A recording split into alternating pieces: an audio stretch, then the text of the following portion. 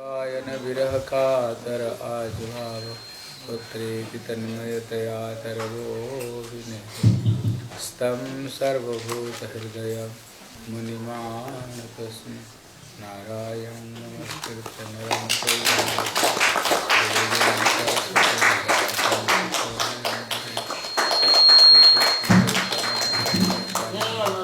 श्री अद्वैत गदाधर श्रीवासादि गौर भक्तवृंद बोलो हरे कृष्ण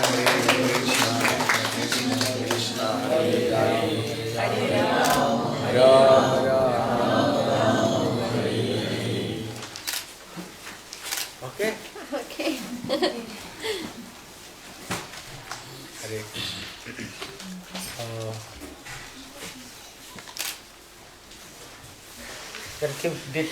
Во время инициации я вам ничего не преподнес. Позвольте поднести вам вот этот скромненький маленький букетик. Может, как-то не по-человечески. हाँ He wants to give his heart. He has so many hearts. He wants to give. Okay Hari बोल हरि बोल क्या देती है भगवान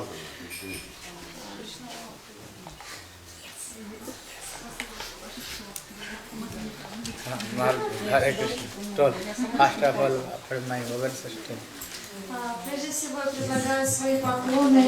कल हम लोग नारद जी का चरित्र हम लोग श्रवण कर रहे थे नारद जी यहाँ पर अपना कथा सुना करके А что Тарашата Шри Шримад Шри Бхактиведантой показал мне Махараджу. यहाँ पर हरिकथा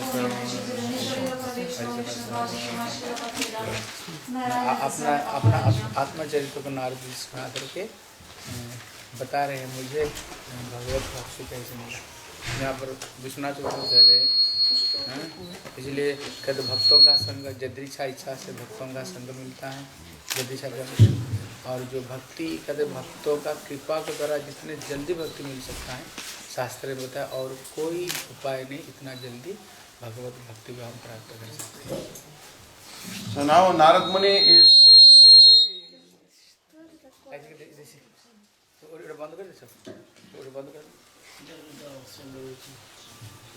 now Narad Muni is telling his past life history to Vyasadeva. He is telling that how I obtained devotion. That actually by mercy of Krishna, by Sukruti one receives sadhu sangha. And when one receives sadhu sangha, then in that sadhu sangha, very quickly one obtains bhakti. It is told that bhaktistu bhagavad bhakta sangyana parijayati satsanga prapyate pumri sukrute purva sanchita. One obtains the sadhu sangha or association of devotees by previous merit, and bhakti can be obtained only by association with the sadhus. So Narad Muni explained that by receiving the mercy of the Vaishnavas, bhakta pada dhuli ara bhakta pada jala bhakta bhukta avasheshatina sadhina rabala eitina sevayate Krishna premaya sarvaveda shastri pukaryaka, that receiving the remnants of a Vaishnava, receiving the food dust of a Vaishnava or Harikatha of a Vaishnava, and so these things, mercy of Vaishnava, they can quickly expedite one's progress in devotional service. So Narad Muni said that I received the mercy of great devotees in past life. I was a son of a maid servant, and during that time, during Chaturmasya time, some great sages, they came to my home. My mother was serving so many sages, but especially she had attention to serving the devotees of Bhagavan. And because she was serving the devotees of Bhagavan, I was her son, so my duty was also to serve the devotees of Bhagavan. So I was also serving the devotees of Bhagavan. And that time, they saw one great quality within me.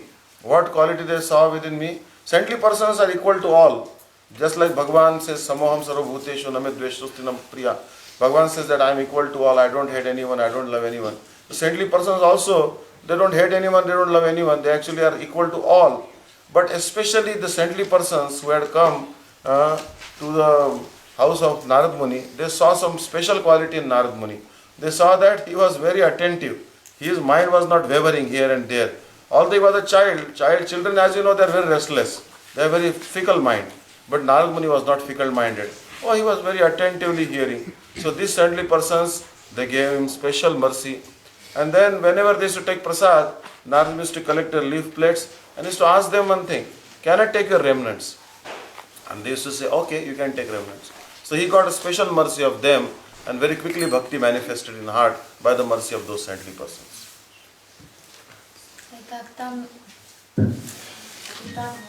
Итак, Аре Кришна. На берегу Ганги, когда Нарада стал повествовать Вьясадеву свою историю, он рассказал о том, как он обрел бхакти в прошлой жизни. Бхакти можно обрести только благодаря общению с чистыми преданными. Бхакти можно обрести благодаря сукрити, которая приходит из садхусанги и дает садхусангу. Что-то тихо, микрофон работает. И Нарада рассказывал о том, что в прошлой жизни он был сыном служанки, сыном простой служанки. Его мать служила многим людям. И случилось так, что ей довелось послужить святым людям, которые посетили ее дом. Святые люди одинаково относятся ко всем. У них нет любимчиков и у них нет врагов. Они одинаково относятся ко всем, как к слугам Бога. Но у Нарады они заметили особенное качество. Какое качество было у Нарады, что очень понравилось святым? Обычно дети очень непоседливы, и у них в уме множество мыслей, они хотят множество желаний, они не могут усидеть на месте. Но Нарада был очень сконцентрированным ребенком, он был очень внимателен к этому саду, и особенно был внимателен тому, что они рассказывали. Вот это качество очень понравилось святым. Потом Нарада попросил у них остатки их пищи, и они передали это ребенку. Сейчас Махарадж расскажет продолжение. Telling this Narthamada has told, if somebody want to get bhakti, these three processes very easily you can get this bhakti. There is the one to Vaishnava Charanamrita, another is the Vaishnava Adharamrita, and another is the Vaishnava food dust. These three things very quickly get bhakti. He telling Ruchi Prajayate. He telling Lo Vyasdev, I telling truth. I understand what is the power of Vaishnava's remnant. Only when one time Ruchi Prajayate, I come to the Ruchi. The Ruchi is the Shraddha, Sadhusanga, Bhajana, Kriya, Anarthana with Ruchi. You know? This is the Ruchi Prajayate. Ruchi is the manifested in my heart. Now coming question, you are also taking Gurudev Prasad, so many high class of Vaishnava Prasad. Why our heart not come to Ruchi? Now coming question. Telling there are so many reasons. One reason is that Vaishnava, they are so much happy to him. Why? Narada. Why? He is always listening to Harikatha. And he also follows the order of these Vaishnavas, you know, and very be careful doing service to them. So Vaishnavas, they are happy to also. And when he takes the prasad, he has some belief also. And this heart is the pure also. Yes. And necessary, who is Vaishnava to prasad, necessary, the Vaishnava also very, very high class of Vaishnava. So many things necessary, you know, so many necessary. So this heart is the manifested Ruchi. So, you know, one past time we have taken a Bhagavat, maybe you know, Jhadu Krishna Das, you know, Jhadu Thakur. He is the, so much he have love affection to Vaishnava remnant. If he hearing some Vaishnava came, then he must go and try to take this remnant. Even he took birth very high class Brahmana family. Bhagavat, Chetan Charitamrita.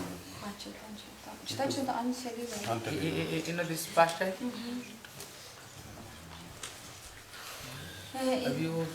Нарада рассказывает Вьясадеву о том, что есть в этом мире три вещи, которые очень быстро даруют бхакти. Что это за три вещи? Это пища вайшнавов, остатки пищи вайшнавов. Это вода, которой омывали их стопы, и пыль со стоп вайшнавов. Они в сердце быстро дают бхакти. И Нарада говорит, что как только я принял остатки, я попросил остатки их пищи, как только я принял их, у меня сразу появилась ручи. И Махарадж говорит, возникает вопрос. Мы, в принципе, тоже брали пыль со стоп вайшнавов, и воду со стоп, которую омывали вайшнавов, и пищу, остатки пищи вайшнавов. Почему у нас такое не произошло? И Махарадж говорит, для того, чтобы это в той ситуации сразу было множество факторов. Нарада был очень внимателен к этим вайшнавам, он очень внимательно служил им. У Нарады было чистое сердце. Он служил им с чистое сердце, и у Нарады уже была вера. Когда он принимал пищу, остатки пищи, он уже знал, что это такое. Он принимал ее с верой. И вайшнавы были довольны его служением. Это очень важная составляющая. Когда он принял остатки их пищи, он сразу достиг ручи. Мы все знаем, насколько ручи — это очень высокий уровень. Это начинается шрада, садусанга, баджана крия, ништа, анарта, ниврити, ручи. Вот только от остатков их пищи Нарада сразу обрел ручи. И Махарадж попросил меня рассказать историю из Чайтанья Чаритамриты, там в Антилиле описана история о Джару Такуре. Джару Такур. Знаем Джару Такур? История об одном человеке, Джару Такур. У него была огромная вера в остатки пищи в Махапрасада. То, что дают вайшнавы, точнее вайшнавы даже не дают. То, что мы можем получить, то, что нам иногда достается. У него была такая огромная вера, что где бы он ни услышал, приезжает куда-то вайшнав, он правдами и неправдами старался достать остатки их пищи, каждого. Однажды описано, Кришна Госвами описывает, что приехала семья вайшнавов, это был вайшнав, семейный человек со своей женой, но они относились к касте неприкасаемых. То есть из очень-очень низкой семьи. Но Джару Такур, он слышал об их славе, о том, что это настоящие вайшнавы. И он отправился туда, чтобы получить остатки их пищи. Эти люди, эти вайшнавы, после того, когда приняли пищу, они, во-первых, практически все съели, там остались только некоторые косточки. И очень аккуратно все сложили, чтобы никто не видел, выбросили в тарелки из листьев.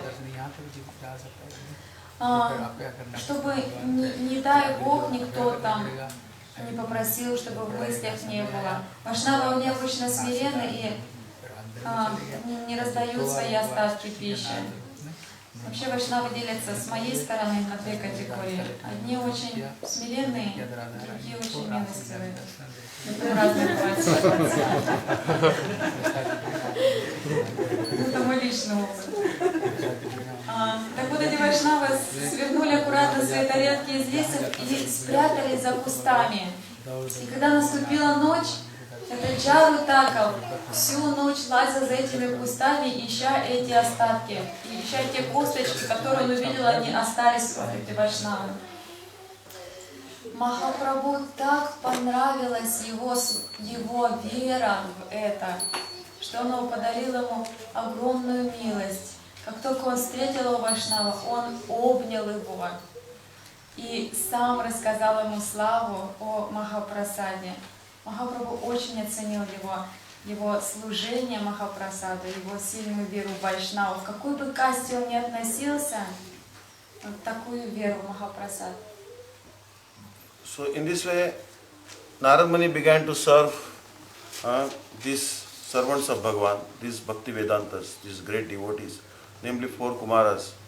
Now, for these Bhaktivedantas, these great devotees, time came, the Chaturmasya is finished. Because in India there is Chaturmasya, there is 4 months of rainy season. Bhaktivedantas? They are called Bhaktivedantas, means they are like exalted devotees of Bhakti. They are called Bhaktivedantas. So, when these devotees, they were willing to go because rainy season is finished in India, now they can travel. So that time Narad Muni also had a desire. Oh, I want to go with them. But Narad Muni's mother, she was stopping.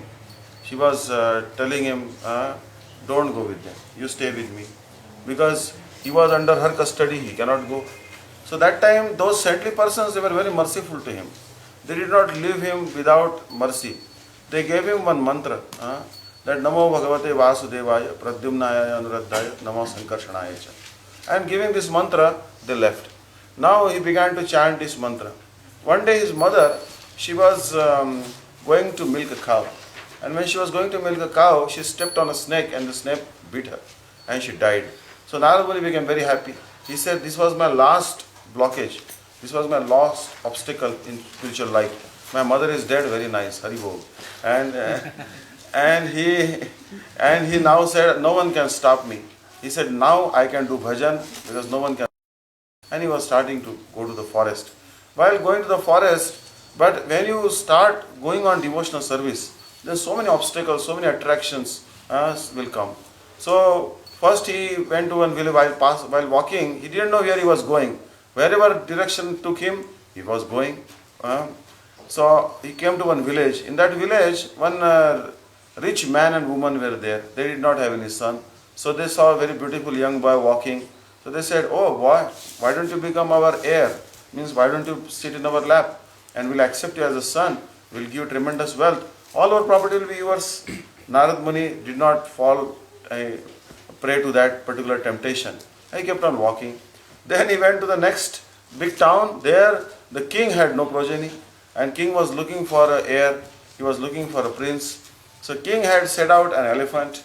This elephant was having a garland in the trunk.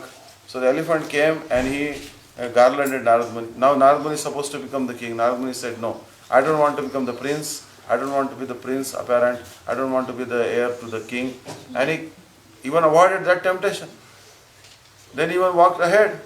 And there he saw a big gold mine. So much gold was there in the mine. He did not even look at that. He said, this gold is nothing but yellow stool. And he walked ahead. And when he walked ahead, ignoring gold, then he came to a very wonderful lake. And in that wonderful lake, he saw so many lotuses were growing. He took Achaman there, took bath there, wonderful. And then, completely concentrating his mind on Bhagavan, he began to chant the mantra, which was given by the Bhaktivedantas. Here you give teach when somebody want proper bhakti, sometimes Krishna will do some taste and he got the material, this material, lot of, but who is the only one, this bhakti, that everything can neglect. Sometimes or always? Huh? Sometimes or always? Always. Not always. Not always. And you are proper what learn. Narad proper what this bhakti, proper what this bhakti. Only 108% times. Not 100 times. 100%, not 108%. Нарада продолжал. Закончилась Чатурмасия.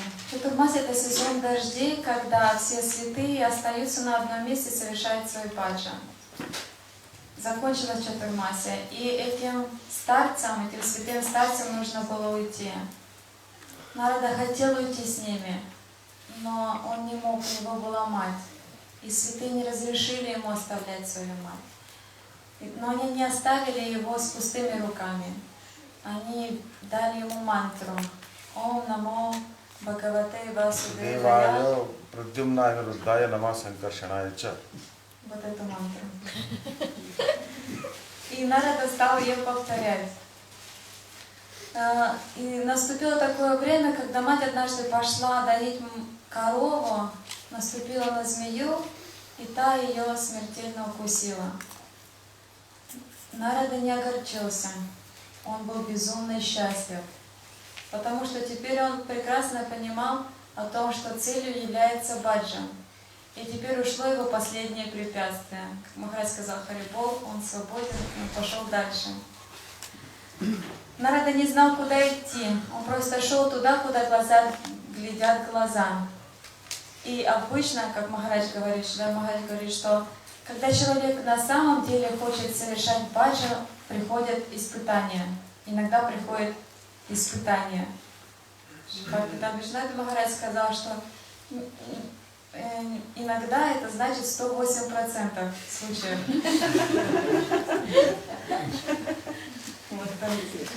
Когда Нарада шел через лес, он сначала дошел до одной деревни. Так как он сам был сыном служанки, это значит, что они нуждались в деньгах. Когда Нарада дошел до деревни, его встретила богатая семейная пара, у которой не было сына. Они предложили Нараде стать их жизненным, их сердцем, их сыном, наследником. И Нарада отказался от этого предложения. Нарада шел дальше. Было следующее испытание. Следующее испытание это был город, где царь был без наследника. И этот царь ждал Нараду, чтобы сделать его своим сыном. Он сидел на слоне, и его слон в хоботе уже держал гирлянду для Нарады. Для Нарады был готов престол. Нарада отказался от этого. Можно сильное желание баджана. Следующим испытанием Нарады было то, что он встретил на своем пути золотую шахту. Бери золото, не хочу. Нарада принял это, как сказали, желтые испражнения. И прошел дальше. Наконец Нарада дошел до озера, украшенного красивыми лотосами, сделал там ачиман и погрузился в повторение этой мантры, без препятствий. Возможно. So when Narad Muni began to chant the mantra, then his heart became purified. All the degrees of lust, as we discussed in the morning, disappeared from his heart.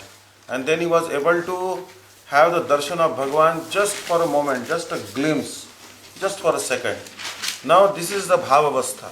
In Bhavavastha, as you see in Madhurya Kadambini, Srila Vishwanath Chakravarti Thakur has discussed that how sadhaka is able to smell the beautiful transcendental body of Krishna, is able to hear the flute of Krishna, then he is able to experience the touch of Krishna, he can able to see even Krishna just for a moment in front of his heart. And then when that vision disappears, the sadhaka just flaps like fish out of water. So Bhagavan gives a glimpse just for a moment for a sadhaka in the Bhavavastha. So just suppose there is a very scorching hot sun in Delhi, there is 48 degrees temperature outside, and then you are standing in the sun for 8 hours, you are very thirsty, you are aspiring for one drop of water, and that time someone takes one glass of water, puts some lemon in it, sugar in it, and then he gives you wonderful lemonade with very ice cold water, and he just puts one drop in your mouth and it snatches away the glass from your lips. Oh gosh, lemonade should not have come in the first place. One drop came and he took it away. Better that he should not have given me anything, because lemonade was very sweet, very cold, but then it was taken away. So this is what happened to Narad Muni. That one moment Lord appeared in his heart and then disappeared from his heart. So this is Bhavavastha. So that time there was an aerial sound, Akashvani, that because there is some contamination in your heart, you will not be able to obtain my darshan anymore. You will have to continue bhajan, and next lifetime you will be able to obtain.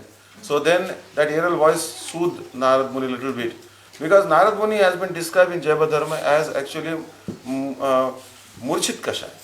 He had some contamination, small contamination. What is that? Sattvic Vanvas. The Sattvic Vanvas means he wants to stay in the forest by himself in the mode of goodness. So that little contamination was there, so Bhagavan was not seen by him again. So then Narad Muni had to wait till the time of Pralaya, cosmic annihilation. And that time he entered into the mouth of nose of Vishnu, and then again he came out, he became the son of Brahma. So when he became the son of Brahma, then he came to Vrindavan, he did sadhan bhajan. By the mercy of Brinda Devi, he actually had darshan of Rasilila of Krishna, and he chanted the mantras by the mercy of Brinda Devi. That is described in Jaiva Dharma. the last part, how Vrinda Devi is explaining Ashtakali Lila to Narad Muni. And then he had direct darshan of Radha Krishna. Then Radhika gave her the Veena. Now strumming on that Veena is a transcendental spaceman. He travels all over planetary systems. And he also had darshan of Rasa Lila. So Jahu Gunamayam Deham Tadit Saudamaniva. So that's why when he gave up that Gunamaya Deha as a maid servant of this thing, and he obtained the body of an eternal associate of the Lord. It was a Mahapralay or that was Mahapralay, completely. Finished day of Brahma? Or Complete lifespan of Brahma. Completely universe. Yeah, because that time only Vishnu's body he entered. He had to wait until then. Нарада погрузился в медитацию на мантру Ом Намо Бхагавате Васудевая. То есть он был на уровне ручи, когда принял прасадам от садам.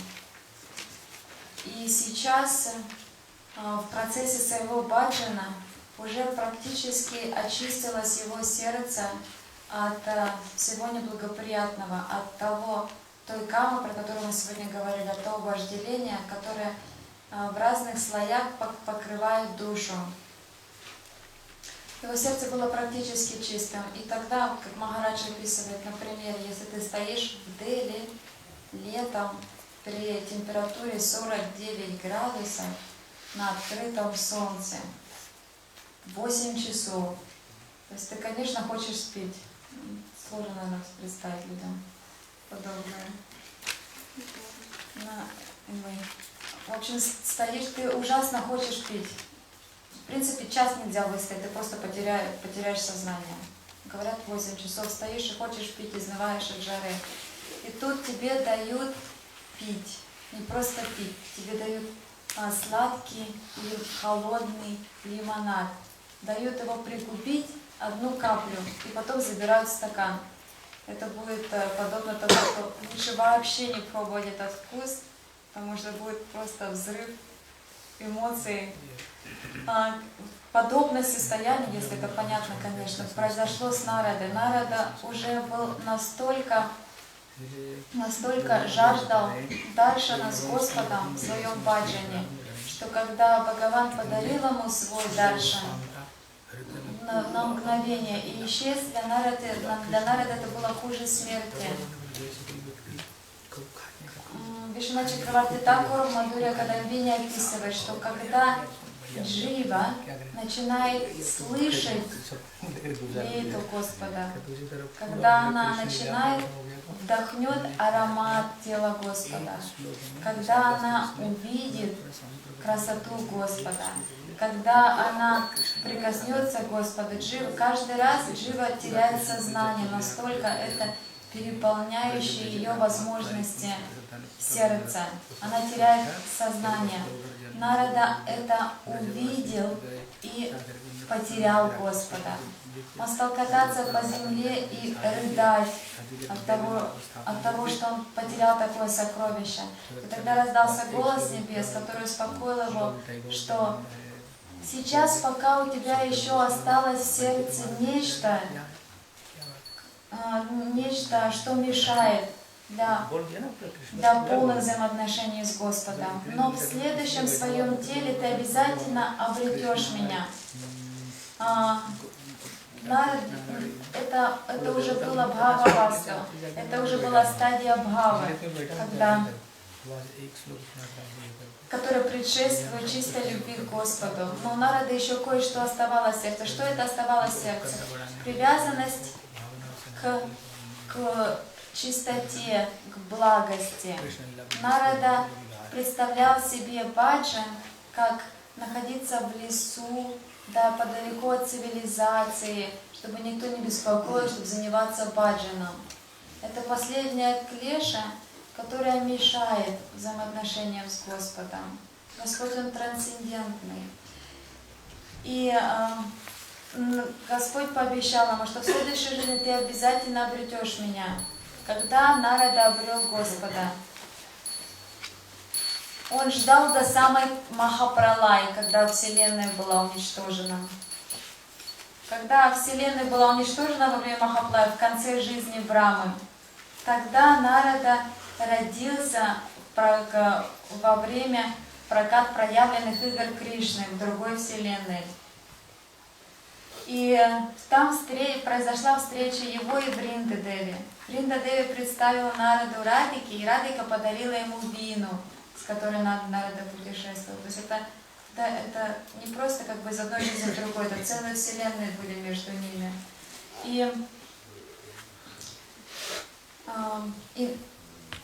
Вот тогда Нарада оставил свою гунадеху, его прошлое тело было гунадеха, и теперь он полностью обладает трансцендентным телом и может беспрепятственно путешествовать по всей вселенной, невзирая на все материальные законы. So now we are having an Olympic long jump competition. We are skipping from the first canto we are going to 10 canto straight, so 9 canto jump. So here now Shukadeva Goswami has told all the 9 cantos to Parikshit Maharaj. And after he was about to explain the 10th canto, that time what happened? All the pastimes of the 10th canto started manifesting in his heart. It was as if some person is hungry and so many wonderful things like malpua, jalebi, kachori, rabdi, all these things manifest in front of in a plate. So Shukadeva Goswami was very ecstatic and he said, let me eat all these things. But she was so ecstatic to describe Krishna's pastimes that there was actually one great sage, Agastya. So one time, one particular sparrow, she had given the eggs in the ocean. The ocean had taken away her eggs. So she was trying to empty the ocean by big one drop at a time. So Agastya Muni came there and said, "Hey sparrow, what are you trying to do?" She said, "I am trying to empty the ocean." He said, "You will not be able to empty the ocean by your big, even for eternity. So I will help you." And he said, "Hari Bol, Hari Ram, ki Hare Krishna." He chanted Varna Achuman and whole ocean went in his belly. So just like Agastya drank the whole ocean to recover the eggs of the sparrow, so similarly Shukadeva Goswami also in just one verse, he explained all the pastimes of Lord Krishna. He said he was born in the prison to Devaki and Vasudeva, then he came to Vrindavan, then he killed Putana and other demons, did Ras Leela, lifted Giriraj Govardhan, and that's it. So, and then he went to Dwarka. All these pastimes were described of 10 canto in just one verse. So Parikshit Maharaj was not satisfied. He said, "I am waiting." Nitai Gaur Brahmananda. Finished Krishna Pastime. Krishna Pastime is finished. But then Parikshit Maharaj was not satisfied. Parikshit Maharaj said that I am come in the moon dynasty. I am in the moon dynasty and Krishna also has come in the moon dynasty. He is my forefather and I am not able to hear the Lord who has come in moon dynasty's pastimes. So Parikshit Maharaj wanted to hear more pastimes. Goswami began to describe even more pastimes of Krishna. He described the entire 10 canto. If you see in Bhagavatam, the 10 canto is the biggest among all the cantos, showing that Krishna is the Supreme Personality of Godhead. Шукадева Госвами уже 6 дней рассказывал Парикшиту Махараджу о ответы, которые давал Сута Госвами для Шунака Риши и других Риши в лесу Намишаранья. 6 дней Парикшит Махарадж слушает. Он слушает только для того, чтобы потом услышать о Кришне. И когда Шукадев Госвами, мы сейчас тоже перепрыгиваем практически с первой песни до 10-й песни. И перепрыгиваем через все 9 песен. Шукадев Госвами все это время рассказывал Парикшиту Махараджу. И когда наступила очередь, наступило время рассказывать о Кришне, Махарадж говорит, дает пример, это дословно все дает пример. Вот разложили вам, вы голодные очень, долго-долго не ели, разложили перед вами разные вкусные блюда. Ты хочешь это съесть. А потом раз, и тебя лишили опять возможности это есть. Что там произошло? Шукадев, Парикшит Махарадж ждет, когда будут рассказывать о Кришне. Шукадев Госвами был настолько переполнен эмоциями, что он в одном стихе рассказал все игры о Кришне. Он родился в Мадхуре, он уехал в Двараку, он родился во Вриндаване, появился в Мадхуре, был в Гакуле, уехал в Мадхуру, в Двараку, все, бас, игры закончились. Как Махарадж посмеялся, все, Харибол, Кришна лилы закончились. То есть 6 дней Шукадев Госвами ждал эти игры, потом наступила очередь, когда их слушать, а Шукадев Госвами буквально в нескольких словах рассказал все. Шукадев Паришат Махарадж, конечно же, был неудовлетворен. Он говорил: я родился в семье Кришны. Кришна — это наше поклоняемое семейное божество. Я здесь только потому, чтобы слушать о Кришне. Расскажите глубже, ни одного стиха недостаточно. So now question comes, why Bhagavan came to this world? The reasons for the advent of Bhagavan Shri Krishna. So it has been explained that yada yada hi dharmasya glanir bhavati bharata abhyutthanam dharmasya tatmanam srujamyaham paritranaya sadhanam vinashaya cha dushkritam dharma samsthapanarthaya sambhavami yuge yuge. To deliver the saintly persons and to uproot the non-devotees. And also he appeared. Maharaj gave only hint, he tried to tell. Okay? There are so many reasons Krishna why came this world. So Maharaj, maybe you know everything. Maharaj only gave some hint, then went to. Then Bhagavan also came to, for devotees there should be pastimes to meditate upon. Otherwise how can they be delivered? So Bhagavan came. Bhagavan also came in order to give mercy to the Purushni and Sutapa. Purushni and Sutapa, as you know that they had done austerities that Bhagavan should be our son. So Bhagavan came to give mercy to Purushni and Sutapa. Then also the queens, the princesses in Janakpuri. When Ram went to Janakpuri, there seeing the beauty of Ram, many daughters of Janak Maharaj, they also were wanted to marry Ram, but Ram could not marry them. So Lord Ram came as Krishna and those beautiful princesses came as the gopis. Then also Sita, when Sita was dispatched to the ashram of Valmiki, then Ram could not do any sacrifice. So then he did all the sacrifices by making the golden deities of Sita. Now this Swarna Sita, golden Sita also want to be with Ram, but they cannot be with Ram. So then Ram came as Krishna and they became gopis. And also to show mercy to Drona and Dhara. Drona was a Vasu and Dhara was actually his wife. And they also wanted to see childhood pastimes of Krishna. So Bhagavan came. Also the daughter of Bali Maharaj, Ratnamala, she first when she saw Vamandev, she wanted to breastfeed him. Then when she saw that Vamandev was looting everything, then she wanted to poison him. So then therefore to give mercy to her, also Lord came.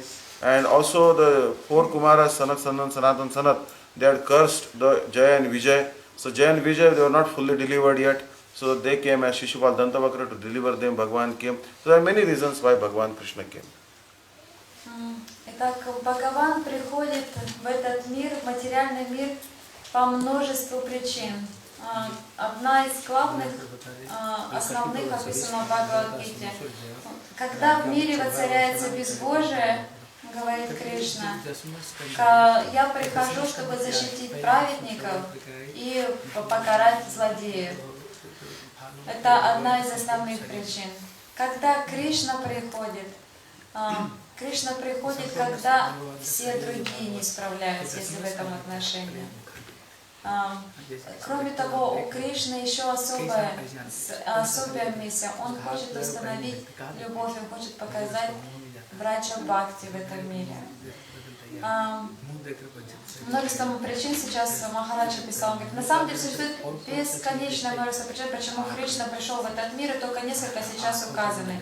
Первое, он пришел из-за Дроны и Дхары, которые совершали свои тапаси, мечтали о том, чтобы Кришна был их сыном. Он пришел сюда из-за Пришни и Сутапа, которые хотели развивать, испытывать любовь, свою родительскую любовь к Кришне.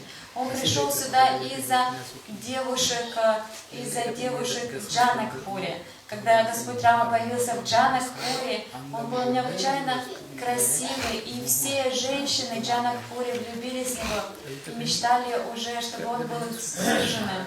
Но Рама тогда сказал, что я принимаю вас, но у меня только одна жена, я обещаю, что я исполню ваше желание. Когда приходит Кришна, он принимает как своих суженых. Существует множество других причин, такие, когда Господь Рама отсылает Ситу и делает жертвоприношения каждый год. Он создает золотые статуи, и все эти статуи, они обладают жизнью, это все шакти Ситы. Все они вступили тоже в раса-лилу, так же как те девы. И это и Риши на Мишране добились совершенства, и множество других. So, it has been explained, Kathitam Vamsha Vistaro Bhavata Soma Suryayoho. So, Shukdev Goswami is telling that, that Parikshit Maharaj is telling that, you have told me of the character of the great kings who appeared in the solar dynasty as well as in the lunar dynasty. Lord Ramchandra came in the solar dynasty and Krishna Chandra came in the lunar dynasty. Although there were many kings in the solar dynasty and the lunar dynasty, the most prominent among them are Lord Ramchandra in the solar dynasty, and in the lunar dynasty Krishna is the most prominent. Also, Shrimad-bhagavatam, although this Bhagavatam is the body of Krishna, the first and second canto are the feet, but the 10th canto is the beautiful face of Krishna. If you look at some person, then you don't look at his hand or legs or like that. You look at the face of the person. The face is the indicator of the personality. So similarly, by looking at the 10th canto, you can understand entire Krishna. Because the face, everything is there. So, and it has been told that this particular Rasa Lila, the 5 chapters of Rasa Lila are the 5 life airs of Krishna. It is like and this Rasa Lila is like the beautiful smile of Krishna. Understand? So, person's face is decorated by the smile. And in that Rasa Lila, Krishna is telling the gopis, Na pareham niravadya samyujam sadhu krityam vibadayushapiva yama bhajan durjara geha shrunkala samvrshadadva paryatus aduna. That, O gopis, I cannot repay you, but what you have done for me. So this is actually sweet pastimes of Krishna have been described in the 10th canto. So now Shukdev Goswami is describing the wonderful 10th canto to Parikshit Maharaj, and Parikshit Maharaj is very eager to hear these pastimes.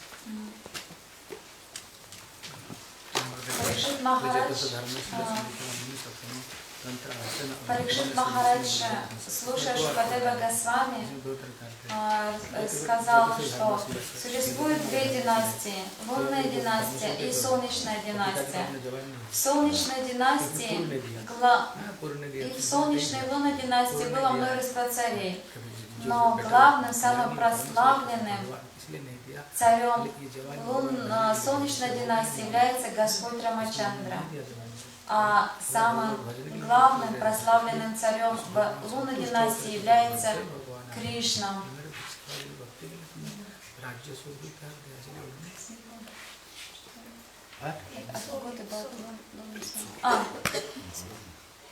Десятая песня Шримад-бхагаватам — это лицо Кришны. Как мы уже описали, первая, вторая песня — это стопы Кришны.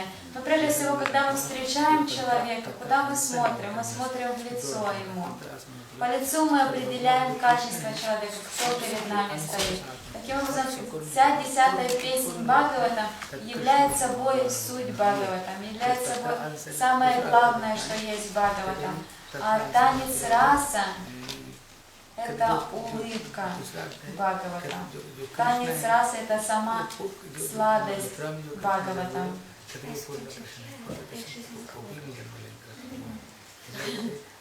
Кроме того, существует 5 жизненных сил. Раса Панчадья, Югала Гита, Гопи Гита, Пранай Гита. So, it is explained. This is telling Jose. Jose. Yes, a power, vital.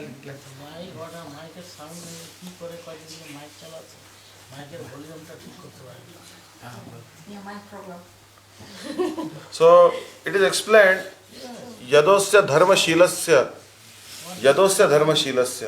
That, as you know, that there was a great king by the name Yayati, and he was married to the daughter of Shukracharya Devyani. But he also married Sharmishtha, and because of that, Shukracharya became very angry with Yayati and cursed him that he will become old untimely.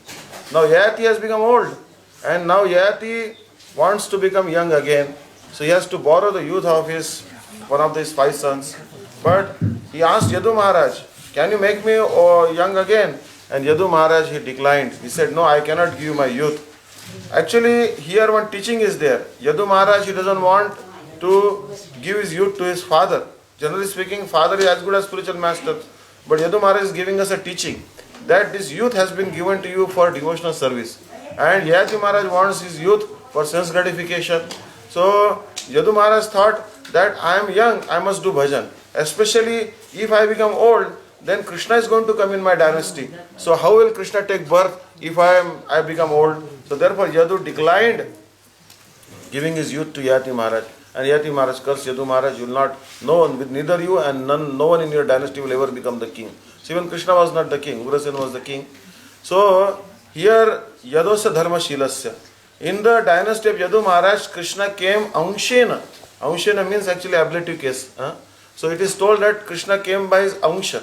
So Krishna is not an Ansha. Here Anshena means all the portions, plenary portions, and the plenary portions of the plenary portions. Means all the Anshas and their kalas, they enter into Krishna. Means Ram, Varaha, Kurma, Matsya, Narsingha, all the incarnations came with Krishna. And also another meaning of the word Ansha is that Krishna came in the Yadu dynasty in Mathura. The Mathura Krishna is an Ansha. He is not Anshi. He is not the source. The source is the Brajanandan Shamsundar Krishna who took birth from Maya Yashoda in Gokul. So one who has come in Mathura is an Ansha. So there are two meanings here. Where? Which is this? The same verse, same verse.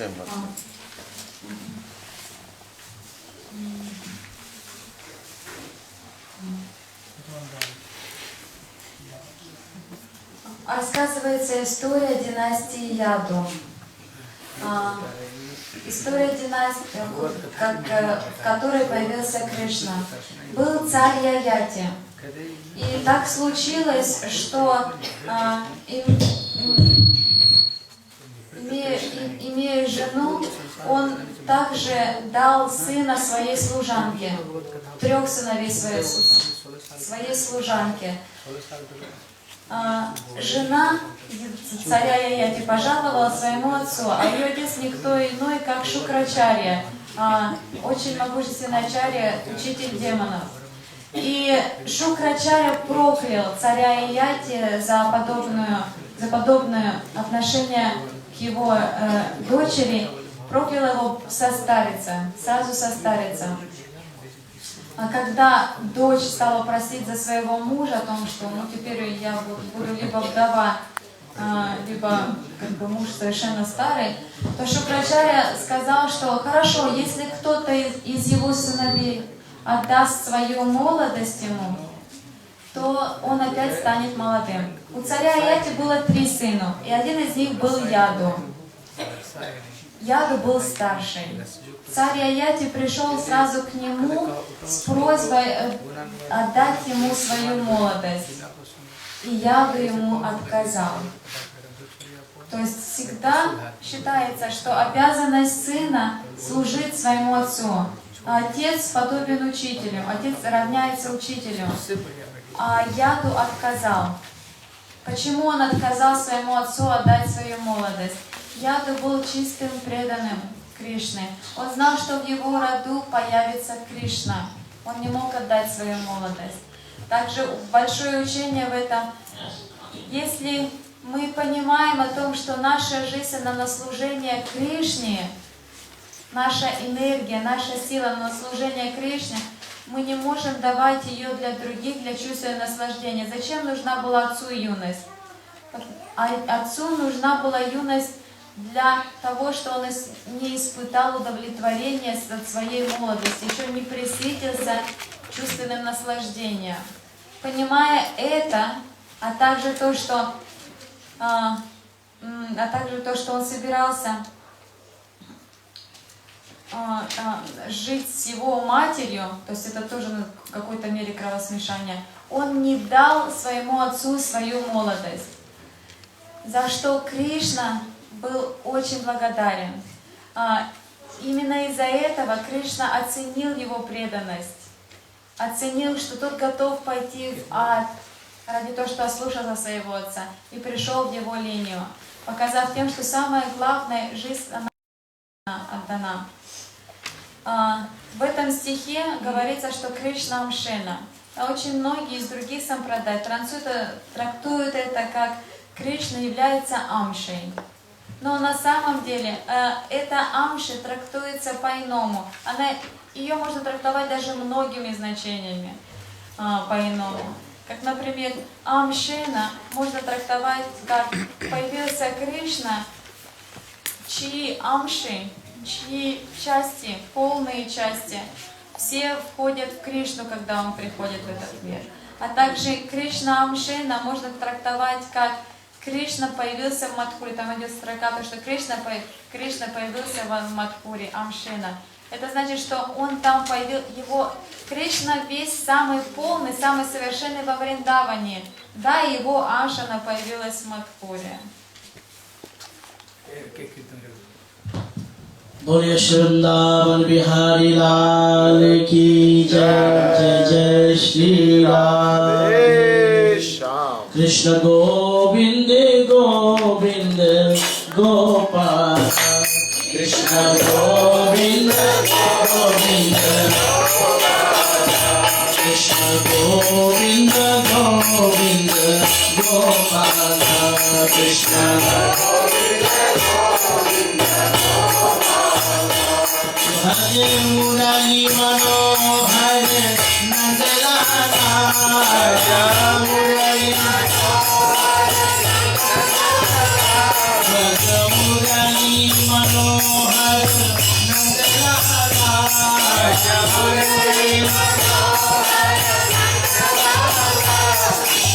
Govind Govind Gopala Krishna Govind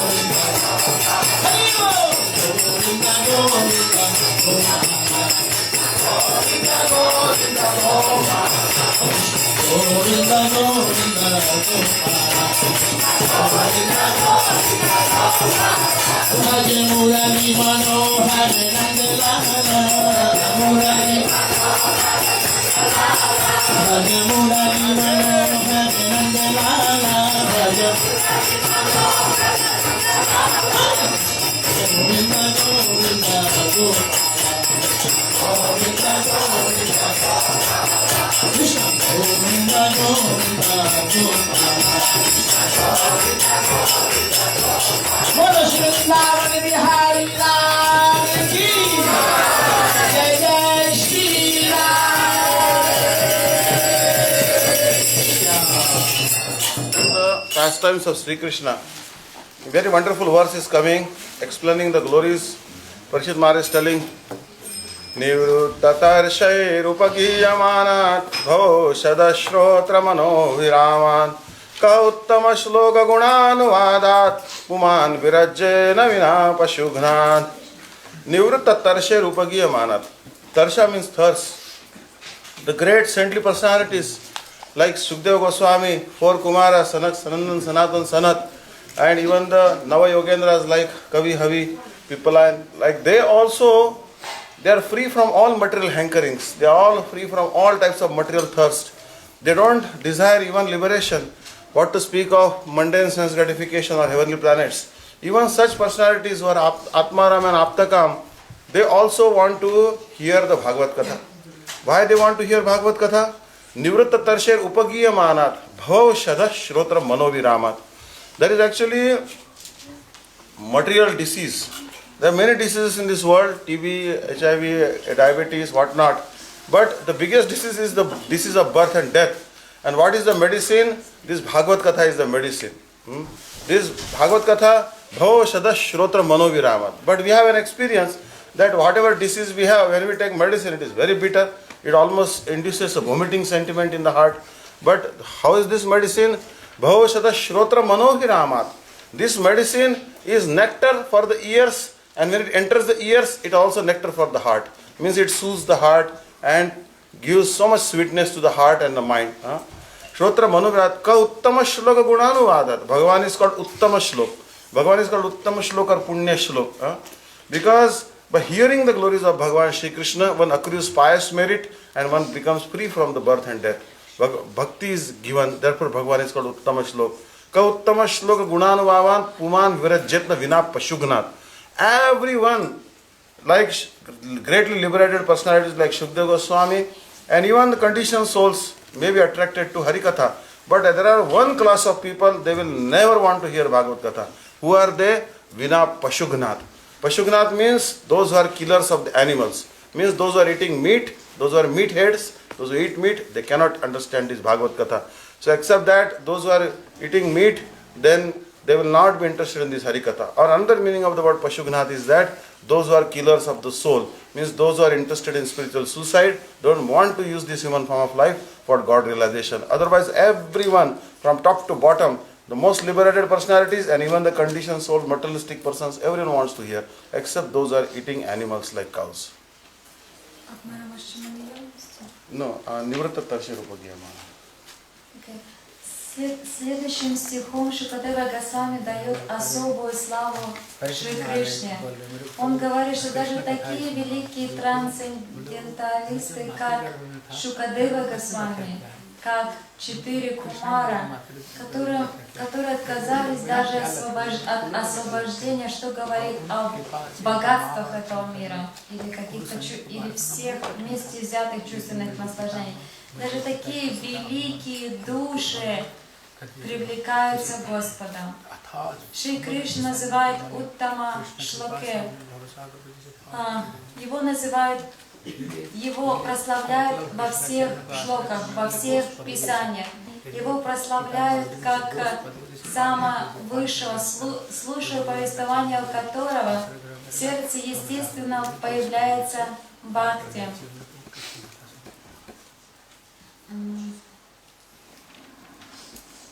Like this, telling this is the medicine like this bitter, but telling them bitter. Мы говорили эти дни о том, что в этом мире много болезней. И самая главная болезнь — это рождение и смерть. Помимо СПИДа, туберкулеза и других страшных болезней. Самая страшная болезнь — это смерть для человека. И самое лучшее лекарство — это Шримад-бхагаватам от всех болезней. Но обычно все лекарства горькие, а Шримад-бхагаватам слаще сладкого. Это особое лекарство. Кто может принимать это лекарство? Все, кто не является пашугна.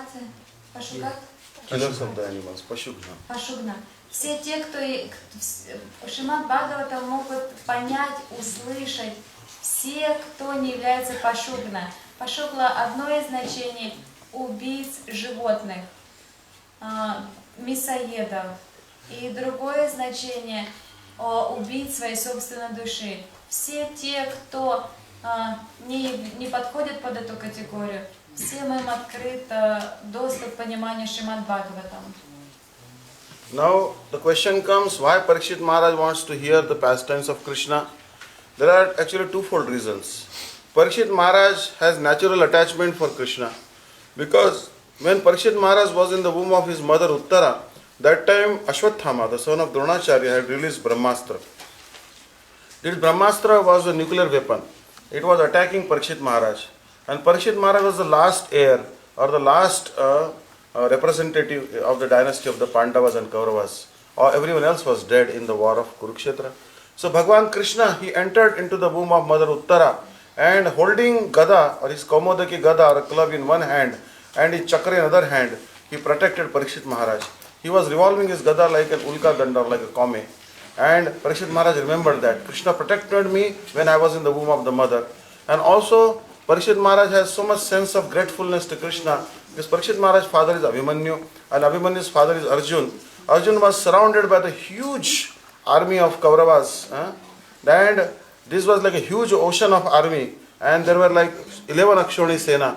And that time Arjun was the only strong warrior on the side of Pandavas. Arjun and Bhim. And other side there were so many warriors like Bhishma, Drona, Jayadrat, Shakuni and Krupacharya and whatnot. Bhishma, Drona, Data, Jayadrat, Jala, Kandar and Dutpala. Shalya Grahavati, Krupena, Vani, Kalena, Vinakula. Ashwathama, Vikarana, Ghoramagara, Duryodhana, Vartani, Sotirana, Kadu, Pandaviranadi, Kaivartaka, Keshava. Because there was a huge army in front of Arjun. And this army was like an ocean. Just like it is very difficult to cross the ocean. But when Arjun took shelter of Krishna, then that ocean of the Kaurava army became like the water in the hoof print of a calf. Very easily he could cross that army, he could kill all the warriors on Kaurava side and he could win the war. So Abhimanyu's son, Parikshit Maharaj, is very grateful to Krishna that Krishna has always protected my dynasty. He has protected my grandfather, he has protected me, and therefore he has protected my mother. If Uttara would have died, Parikshit would have also died. So when this Brahmatra was released, both could have died, Uttara as well as Parikshit. But Krishna is so merciful, he protected Uttara, he protected Parikshit, and Parikshit is able to hear Bhagavad Katha today because that time Krishna had protected him right in the womb of the mother. Описывается, почему Шри Кришна так дорог Парикшиту Махараджа. Ну, во-первых, потому что Шри Кришна защитил его, когда тот еще находился в утробе матери Уттары. Ашвадама из мести выпустил в конце битвы свое самое сильное оружие — Брахмастру. Брахмастра — это ядерное оружие. Ядерное оружие, которое может разрушить все живое. И выпустил ее в Уттару. Что могло спасти ее тогда? Шри Кришна вошел в лоно Уттары со своей чакрой и со своей булавой и своим оружием защитил ее и Парикшита Махараджа от Брахмастры. Также Парикшит Махарадж был очень благодарен Кришне за то, как он спас всех пандавов на битве на поле Курукшетры.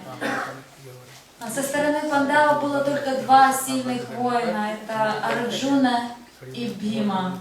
А со стороны Кауравов это было несметное войско. Целое море перед ними величайших воинов, таких как Вишнудайвата, Дроначарья, Крипачарья и других. Как пандавы могли противостоять против таких сильных воинов, против Караны и других? Только благодаря тому, что Арджуна предался Кришне, лотосным стопам Кришны, то для них все это огромный океан воинов, этих смертельно опасных воинов, непобедимых воинов, оказался просто лужицей, через которую они легко перешагнули. So here now Parikshit Maharaj, he is hearing this wonderful katha from Shukdev Goswami. And now Parikshit Maharaj actually is asking questions to Shukdev Goswami. But Shukdev Goswami is, Parikshit Maharaj is asking him that first you told that Balram is the son of Devaki and then you are telling that he is the son of Rohini. How this is possible? Because one person cannot be the son of two mothers. How can it be possible? Yes, you can be the son of two mothers if you die and you take birth from another mother. But Balram has not died. He has taken birth simultaneously from two mothers. I am not able to understand that how can one boy, Balaram, he be the son of Devaki as well as Rohini. This is a very big mystery for me. So that time Shukdev Goswami is telling Parikshit Maharaj that maybe you are tired. These particular pastimes, you are hearing for last 3 days. So now you must be tired and you must be hungry, or maybe at least you may be thirsty. So why don't you take one glass of water? Then Parikshit Maharaj is telling that the person who is hearing Harikatha, he is not bothered by any afflictions of Kali Yuga. Means hunger, thirst, lamentation, grief, anxiety, depression. All these anxieties don't bother a person who is hearing Harikatha. And especially told, when I went to the ashram of Shamik Rishi, that time I saw a dead snake and Shamik Rishi did not offer me water. I became very angry. I grabbed the dead snake and with the end of my bow, I had put it in the neck of the Shamik Rishi. That time that impudent son of Shamik Rishi, Shrungi, had cursed me that I will die in 7 days. Due to the water alone, all these miseries have come. So I don't want to drink water because it might invite so more miseries. But you know what? Actually, Shukdev Goswami Pad, your lotus face is like the moon. And I am like a proverbial chakora bird. Chakora bird, he survives only by drinking the moon rays. So similarly, wonderful Harikatha, like moon rays are emanating from your mouth, and therefore I am drinking that Harikatha moon rays and I am surviving. So here Shukdev Goswami Pad is telling that actually there are 3 personalities who are purified by Harikatha. Those who speak Harikatha, those who hear Harikatha, and those who ask questions. Actually, those who hear, the best one is one who is speaking Harikatha. But and then inferior is one who is hearing Harikatha. But superior than one who is hearing Harikatha is one who is asking questions. So actually they are asking questions. One who is hearing Harikatha is glorious. But even more glorious is who is asking questions. And even most glorious is one who is speaking. But just like in the heavenly planet, there is one Ganga called Mandakini. But that same Ganga river, when it comes down to the middle planet system, it is called Jannavi or Bhagirathi. When it goes to lower planet system, it is called Bhogavati. But it purifies upper, middle and lower planet system. Similarly, Harikatha purifies the speaker, the listener, and also the one who is asking questions. Далее Парикшит Махарадж стал задавать вопросы Шукадева Госвами. Он спрашивал его: я не могу понять, сначала вы упомянули о том, что Баладев является сыном Деваки, а теперь вы говорите, что он сын Нарахини. Как такое возможно? Как возможно, чтобы появился ребенок от 2 матерей? Это возможно, когда ты рождаешься, умираешь, потом можешь родиться у другой женщины. Но как за одну жизнь можно родиться от 2 матерей? Я не могу понять эту мистерию, эту тайну. На что Шукадев Госвами спросил: ты уже слушаешь меня в течение 3 дней. Возможно, ты хочешь пить или есть? И Парикшит Махарадж ответил: тот, кто слушает Харикатху, тот свободен от жажды и голода, от иллюзии, гнева и скорби. Ваше лицо словно луна, которая дарует лунные лучи, дарующие прохладу. А я словно птица чакра, которой нужны только эти лунные лучи, ничего больше. Те, кто слушает Харикатху, они свободны от влияния Кали-йоги. И к тому же, однажды я уже хотел пить и попросил воду у Шанак Риши. Банак. What is that Rishi who was in the forest? Banak Rishi? This is the south. This is the Shamik Rishi. Shamik. К тому же я уже все мои бедствия из-за того, что я попросил воды у Бана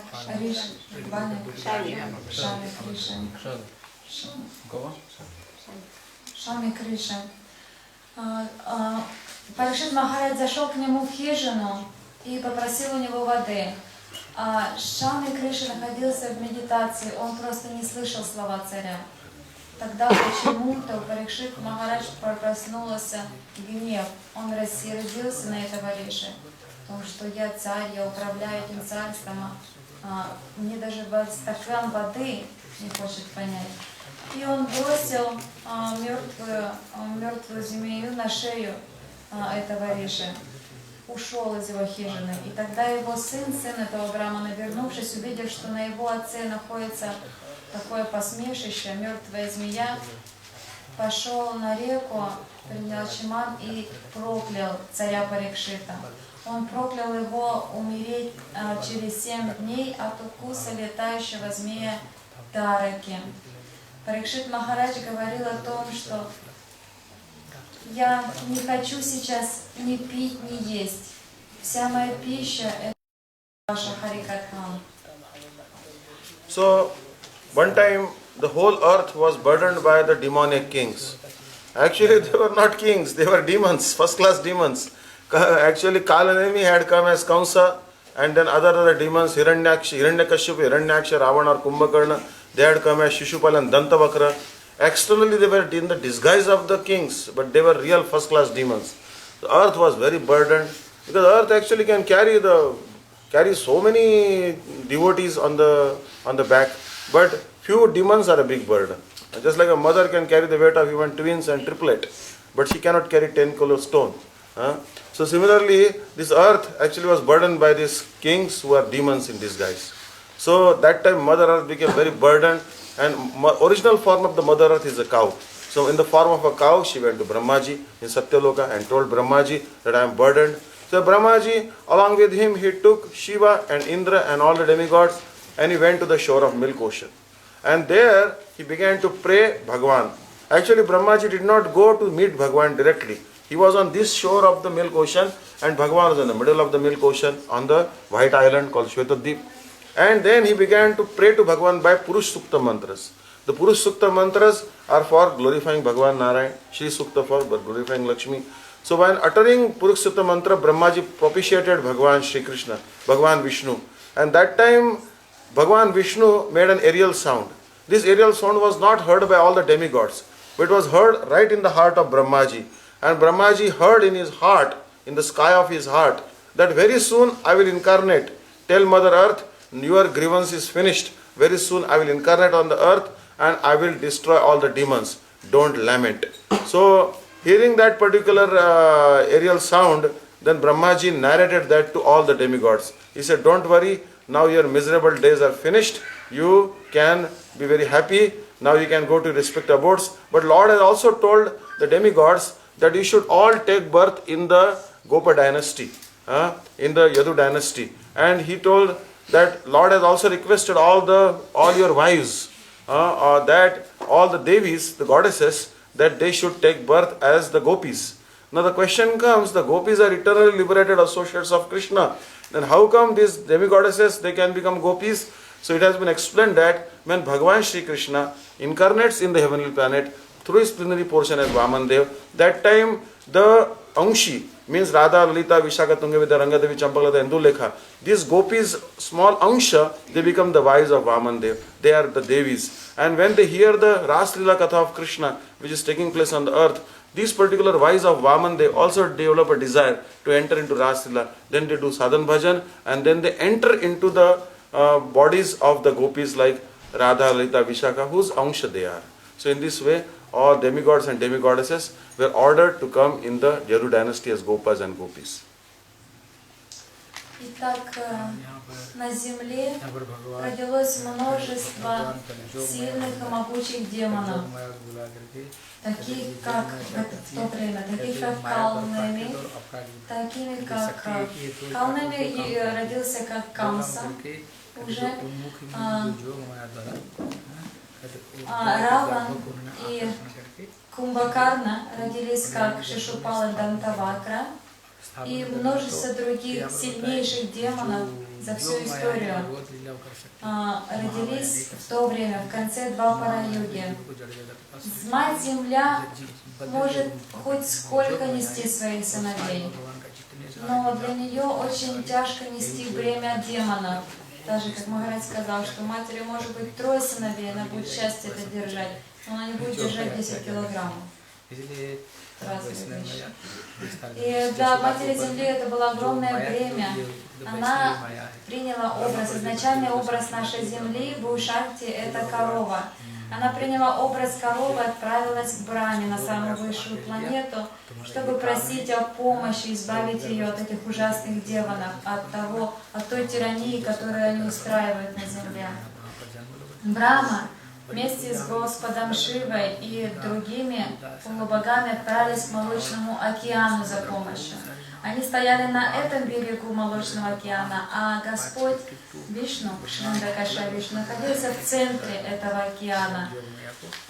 Брахма возносил молитву определенной, особой молитвой возносил, особой мантрой возносил молитву Господу Вишну. И тогда Вишну подарил ему даршан в его сердце. Как Махарадж сказал, что в небе его сердца он увидел даршан. Он ответил ему, этого не услышал никто, кроме Брахмы. Бхагаван ответил ему, что скажи земле о том, что беды ее закончились, и скоро я появлюсь на земле. И вели всем полубогам тоже родиться в семье пастухов и в семье яду. А также передай, чтобы и жены богов пришли как жены пастухов и как женщины яду. Возникает вопрос, каким образом полубоги, супруги полубогов могли родиться как гопи во Вриндаване, еще и участвовать в танце раса. Наша ачарья объясняет о том, что это относится не к супругам простых богов, таких как Индра и всех остальных. Это относится к супругам Амши Бхагавана. То есть, когда Бхагаван не сходит в этот мир, как Ваманадев, как другие инкарнации, он приходит со своей шакти. Это Амши. Махарадж сказал, что это Амши Лалиты, Вишаки, Радыки. И когда Бхагаван велит всем супругам родиться в гопи, то эти амши входят обратно в гопи, тем, кому они относятся. So this, actually that is explained in Ujjwal Leelamani, that these wives of Vamandev, they come as the maid servants of Radha Lalita Vishaka. Not entering to them, but they come as their maid servants. И в Ujjwal Leelamani объясняется, что супруги Ваманадева, то есть его шакти, она входит даже не в Радику, она входит как служанки Шримати Радики. So now it is explained. Then Bhagavan he called Yoga Maya. And Yoga Maya, actually Bhagavan has only one potency. But according to the function, she is known as Yoga Maya or Mahamaya. Just as the electric energy is the same, but electric energy can do the work of lighting, he can do the work of heating, can do the work of cooler or air conditioning. So the one energy may do 3 different functions or 4 different functions. So Bhagavan's potency is Shakti, Yoga Maya Shakti can do 2 works. One is the Yoga Maya Shakti can do as Yoga Maya, she can arrange the pastimes of Bhagavan, facilitate the pastimes of Bhagavan. And as Mahamaya, that Shakti can bewilder the living entities, completely cover the living entities. Avaranatmika covering the living entities and Prakshepadatmika throwing them off the path of devotional service. But as Yoga Maya, she arranges the meeting between devotees and Bhagavan and accomplishes the pastimes of Bhagavan. So Bhagavan called Yoga Maya and told Yoga Maya, I order you that now, right now, my elder brother is growing in the womb of Devaki. You should, that fetus is now 8 months old, you should transfer him from the womb of Devaki into the womb of Rohini. And Yoga Maya said, any other order? Say yes. And you yourself, now you should go and take and enter into the womb of Yashoda. And you should take birth as my younger twin sister. And when you take birth as my younger twin sister, you will, Kamsa will try to dash you on the stone, that time you will escape from his hand, you will kick on his head, and that time you will be known all over the world by Ambika. You will be known as Vindhyavasini in Vindhya mountain, and there will be 52 Shakti Pit. In Kolhapur you will be known as Kolhapur Vasini, Karvirpur Vasini, then Minakshi in Minakshipuram, in Kamaksha in Kamakshapura. So you will have so many, and everyone will worship you. You will be known as Vaishnodevi, and whoever will worship you, you will be able to fulfill all their desires. So in this way, Bhagavan told Yoga Maya that you become my younger sister and appear from the and enter into the womb of Yashoda. First transfer Balramji from the womb of Devaki to Rohini's womb, and then you yourself become my younger sister and enter into the womb of Yashoda. And Yoga Maya accepted this order of Bhagavan on her head. Бхагаван Шри Кришна велел своей Шакти Йога Майи. Йога Майи – это главная Шакти, которая имеет множество имен. Она же предстает как Маха Майя. Йога Майя, Маха Майя – это та же Шакти, но она действует по-разному для разных, для спутников Господа, для Бхагавана и для джив, которые отвернулись от Него. С одной стороны, для Бхагавана она устраивает его игры, она обогащает его игры. И с другой стороны, она обманывает, она запутывает с толку дживы, которые не хотят служить Бхагавану. Это как электричество, Махарадж говорит. Электричество можно использовать и как свет, чтобы освещать здесь, слушать Харикатху, и как электрический стул, для того, чтобы решать тело. То же самое электричество. Бхагаван велит Йога Майи родиться как его сестренкой-близняшкой. Сначала он велит, чтобы Йога Майя перенесла Балараму из лона Рахини из лона Деваки в лона Рахини, а затем, чтобы она пришла как его сестренка-близняшка к Ешоде. Он сказал: Васудев отнесет тебя обратно в Мадхуру, и когда Камса захочет тебя убить, ты взлетишь в воздух и пнешь Камсу. И за свои славные подвиги тебя будут называть разными именами в этом мире, как Амбика, как Вайшнави. Махарадж сказал, что есть 55 главных храмов у Махамайи, которые имеют разные имена. Ками, Деви, там. Okay, no problem. So it has been explained that Mathura, Nitya Sinno Hati Hari, that the eternal abode of Bhagavan Shri Krishna is Mathura. Because it has been told that Bhagavan Shri Krishna appeared in Mathura, but there is no question of appearance in Mathura. Because Bhagavan does not appear in Mathura, because Mathura is the eternal abode. He is eternally staying in Mathura. So therefore, Bhagavan has appeared in Mathura means that Bhagavan Shri Krishna's eternal abode is Mathura. That is Dham, his own abode. So other incarnations, like Matsya Avatar, fish incarnation, tortoise incarnation, boar incarnation, and all the incarnations and other manifestations of Bhagavan in Vaikuntha planets, they all enter into the body of Krishna. So therefore it has been told that Krishna appeared in Mathura. So that time it is explained that Bhagavan, Vasudev and Devaki, they had married. So Vasudev actually had previously married many sisters of Devaki, and Devaki was a younger sister. He had many wives before, but especially Devaki was very dear to Kamsa. Although Devaki was the cousin of Kamsa, but she was so young actually, just like his daughter. And Kamsa loved Devaki so much that he was riding the chariot himself. He was driving his sister and her groom, means Vasudeva Maharaj, and he had the reins in his hand. And that time, Kamsa became so affectionate to his younger sister Devaki, who was just like his daughter, that he gave so much in charity, so much in dowry. Generally speaking, in India, when the girl is married, she generally doesn't get any share in the father's property, and when the property is divided among the brothers. So her share is given at a time of marriage in the form of dowry.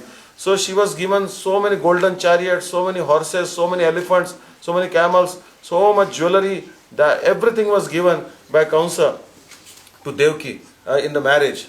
And he was personally holding the reins of the horses of the chariot. And that time there was an aerial sound. that aerial sound was a disembodied sound which demigods had made. That, oh foolish Kamsa, you are taking your own sister for marriage and you are celebrating her marriage, but understand very clearly that the 8th progeny will kill you. Now the aerial voice or disembodied voice did not disclose the gender of the baby. It didn't tell that the baby is a male or a female. Because Bhagavan wanted to make sure that if I tell that 8th son will kill you, and then when Kamsa will see that actually Devaki has begotten 8th daughter, then he will freak out. And so therefore, that time he did not disclose the gender, whether it's a male or a female. And that time Kamsa became very angry hearing that disembodied voice. कहते हैं उन्होंने देवता लोग बिना शरीर के द्वारा क्यों बोले कारण बोले अभी कंसों को मरवाना है कंसों को मरवाना कैसे मारेंगे рассказывают историю о свадьбе, которая произошла между Васудевом Махараджем, отцом Кришны, и Деваки, его матерью. Деваки была младшей сестрой. У нее было множество сестер. Васудев Махарадж уже женился на множестве сестер Деваки. И Деваки была самой младшей. И Деваки была, все они были племянницами Камсы. И больше всего Камса любил Деваки, как самую младшую, но была ему как дочь. Когда делят наследство отца, то его делят между братьями, а то, что достается дочери, это приданное, которое отдают с ней вместе мужу. Когда Деваки выходила замуж, Камса был настолько счастлив браку своей сестры, потому что он безумно любил, как описывают. Он подарил так много золота, украшений, слонов, лошадей, верблюдов ей в приданое. Камса был очень богат. И не только он еще сам лично вел колесницу, свадебную колесницу, когда произошла свадьба Деваки и Васудева, то вот эта первая свадебная поездка, Камса сам стал возничим, царь стал возничим и вез уже из-под венца Васудева и Деваки. Полубоги на это смотреть, потому что они ждали Бхагавана и мечтали о том, что он справится с Камсой. А Камса сейчас выражал всю свою любовь к Деваки. Каким образом Кришна, каким образом Бхагаван тогда сможет убить Камсу? Если Камса будет выражать любовь к матери Кришны, это невозможно. И тогда полубоги для того, чтобы исправить это и испортить это веселое настроение, атмосферу, свадебную атмосферу, Васудевы и Деваки, там же радостное настроение Камсы, провозгласили с неба: «Камса, ты глупый, ты полный глупец. Ты сейчас везешь свою племянницу на колеснице и даже не подозреваешь, глупец, что ее 8-й ребенок убьет тебя, будет причиной твоей смерти». Они даже не сказали о том, что это будет сын или дочь, потому что хитрые полубоги хотели быть уверены, что Камса будет настолько безжалостен, что он также и захочет убить сестру Кришны. Если бы они сказали, что убьет мальчик, то когда Камса увидел бы девочку, он бы жалился над ней и отдал бы ее назад. Боги этого не хотели, поэтому они сказали: 8-й ребенок убьет тебя. So now the question comes, the demigods, they made that aerial sound to happen. That disembodied voice was nothing but the demigods who are shouting in the sky in invisible form. Now why demigods are shouting like that? That, oh foolish Kamsa, the 8th progeny of your sister will kill you? Because they are thinking that Kamsa is behaving so sweetly to Devaki and Vasudeva, who are the mother and eternal mother and father of Bhagavan. If he keeps on behaving so sweetly, then what pretext can be there to kill Kamsa? Because if you are nice to devotees, even Bhagavan doesn't want to kill you. So the demigods thought the only way they can get rid of Kamsa is that they create animosity in the heart for Devaki and Vasudeva. So therefore they shouted in the sky in a hidden form that, hey foolish Kamsa, the eight progeny of your sister will kill you. And then Kamsa immediately took out his sword from the scabbard and he wanted to chop off the head of Devaki. Now he gave up the reins of the horses and he took out the sword. And one hand he held the hair of Devaki, other hand he took the sword and was going to cut off the head of Devaki. That time Vasudeva Maharaj, whose name is actually Anaka Dundubi. Anaka Dundubi means when Vasudeva Maharaj was born, there were the demigods, they played the drums in the sky. Dundubi means the drums. They were so ecstatic. Such a great personality has taken birth. So therefore he was a very pious king. So Anaka Dundubi or Vasudeva Maharaj began to tell Kamsa, hey Kamsa, now he is using different logics. Sama, Dama, Danda, Bhed. He is first glorifying Kamsa very much. So if you want to extract some purpose from someone, you first have to glorify him. They say, oh Kamsa, you are born in the Bhoja dynasty. You are born in the dynasty, very reputed dynasty. And you are the son of Ugrasen. And if you kill you are not a woman. Woman should not be killed. On top of that, she is your sister. And not only a sister, she is so young that she is just like your daughter. And you have raised her with love and affection. If you kill her, then it will not be good for you. Now question comes that Vasudeva Maharaj is trying to pacify Kamsa, who is a very wicked person. How is it possible to pacify such a wicked person? Then it is explained that he is Anaka Dundubi. One who is very pious, one who is very saintly, even the scorpions, snakes and other wicked animals don't attack him. So therefore, now Vasudeva Maharaj is trying to pacify Kamsa. Когда раздался голос небес о том, что 8-й ребенок убьет Камсу, будет являться причиной смерти Камсы,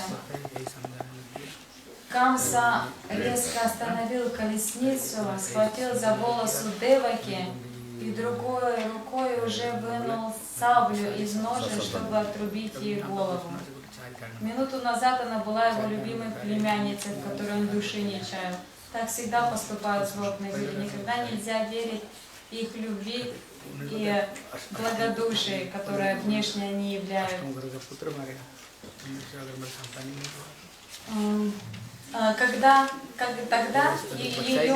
Тогда ее муж Васудев Махарадж,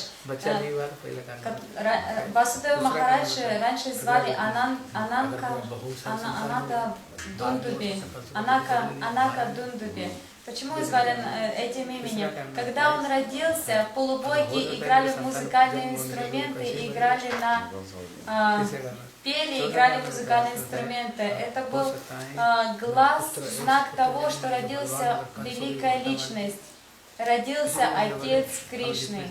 И поэтому Васудев Махарадж, который знал это с детства, о том, что будет отцом Кришны, он совсем не боялся Камсы, совсем не боялся этой ситуации. Как можно остановить такого сильного соперника, такого злодея, как Камсу, такого сильного воина, такого сильно безжалостного воина, как Камсу? Для этого обычно описывают 4 способа. Первый — нужно хвалить такую личность. И Васудев Махарадж старался облагоразумить его. Он говорил: Камса, ты же великий воин. Зачем тебе убивать женщину? Мало того, что это женщина, она ведь твоя сестра, твоя племянница. Ты же из великой, почтенной семьи, ты сын Уграсена Махараджа. Зачем тебе такой позор? So now Kamsa wants to kill the son of, kill Devaki herself. And Vasudeva Maharaj is very loving to Devaki. She is very young wife, just married to him. It is his duty to protect. So now he is telling Kamsa that, oh Kamsa, death is certain. You are thinking that you will kill Devaki and you will be able to protect yourself and you will be able to live a long life. Adyavabda Shatabdeva Mrittirve Praninam Dhruva. Today you may die or after 100 years you will die. But death is a certainty. Jatasya dhruva mrityu dhruva janma mritasya cha tasmat apariharate natvam shochitumarasi. That one who has taken birth will certainly die and one who has died will certainly take birth again. So don't think that death will hamper your sense gratification. The sense gratification you are supposed to receive in this lifetime, you will get it in the another lifetime. Also, this material world more like illusory. Suppose there is a tree on the bank of a lake, and if there is some wind will come, then there is so much. First you can see the clear reflection of the tree, unwavering reflection of the tree in the lake. But when the air will blow, wind will blow, that time little bit waves are disturbed. So then you can see that the reflection is also disturbed. So similarly, there may be some death is also like that. But after death there is again birth. So there is no need to lament. You should simply try to, you don't have to kill. But then Kamsa was not agreeing. He was not relenting. He was not willing to accept the philosophy of Vasudeva Maharaj. Then Vasudeva Maharaj told him that, okay, I promise you, my friend, that, oh my brother-in-law, I promise you that I will bestow all my progeny to you. Any amount of sons or daughters I beget from my wife, I will give to you. And you can do whatever you like with them. Now the question comes here, that why Vasudeva Maharaj is telling like this? Because for a householder, the sons and daughters are the only benefit in their householder life. They love them more than their own life. Because Vasudeva Maharaj is thinking that maybe I just got married, it may be that I may not have any son. Then I have made a promise, it doesn't matter, because I don't have beget any son or daughter, then promise doesn't matter. Or it may so happen that I may beget many more sons. Or it may so happen that my son will be so strong that he will kill Kamsa instead of Kamsa killing him. But and it may so happen that Kamsa himself may die due to his sins, the burden of sins, even before my progeny is born. So then that is a very nice, that Kamsa is dead and I have children. So anyways, let me promise my children, but I must save my wife. Wife must be saved. So therefore, he told Kamsa that I will bestow all the sons. Now the question comes, Vishwanath Thakur is telling that a person, he never wants to promise his children to anyone. He loves his children more than his life. But here, Vasudeva Maharaj is not promising one or two children. He is telling every single child I beget from Devaki, I will give to you. So why he is telling like that? So Bhakta is selfless. The devotee is very selfless. He knows, Vasudeva Maharaj knows that the disembodied voice, the aerial sound cannot be false. It is Daivi Vani, it's a divine sound. And it will certainly come true. And it is certain that my progeny will kill Kamsa. So, if Bhagavan wants to come as my son and wants to kill Kamsa, then what is the problem? I can sacrifice all my children for sake of Bhagavan to be protected. So therefore, for the pleasure of Bhagavan, he is willing to sacrifice all children to Kamsa. Итак, Камсу не остановило то, что Васудев Махарадж хотел его разжалобить. Тогда Васудев Махарадж стал говорить о том, что Камса, смерть неминуема. Смерть все равно придет рано или поздно. Как ты, сильный воин, можешь бояться смерти?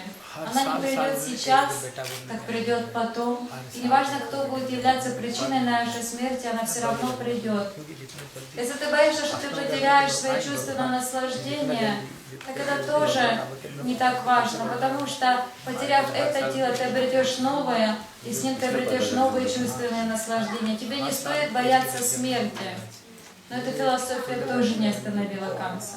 И тогда последним, на что сделал Васудев Махарадж, он стал обещать, давать обещание, что каждый ребенок, который появится у Деваки, он отдаст ему. Зачем он это сделал?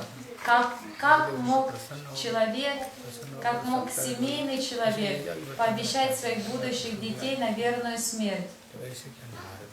Так как дети для семейного человека это единственное, ради чего они женятся. Это может быть потому, что Васудев Махарадж считал, что Камса может и до этого умереть из-за своих грехов. Может быть, у него вообще сыновей не будет, детей не будет. А может быть,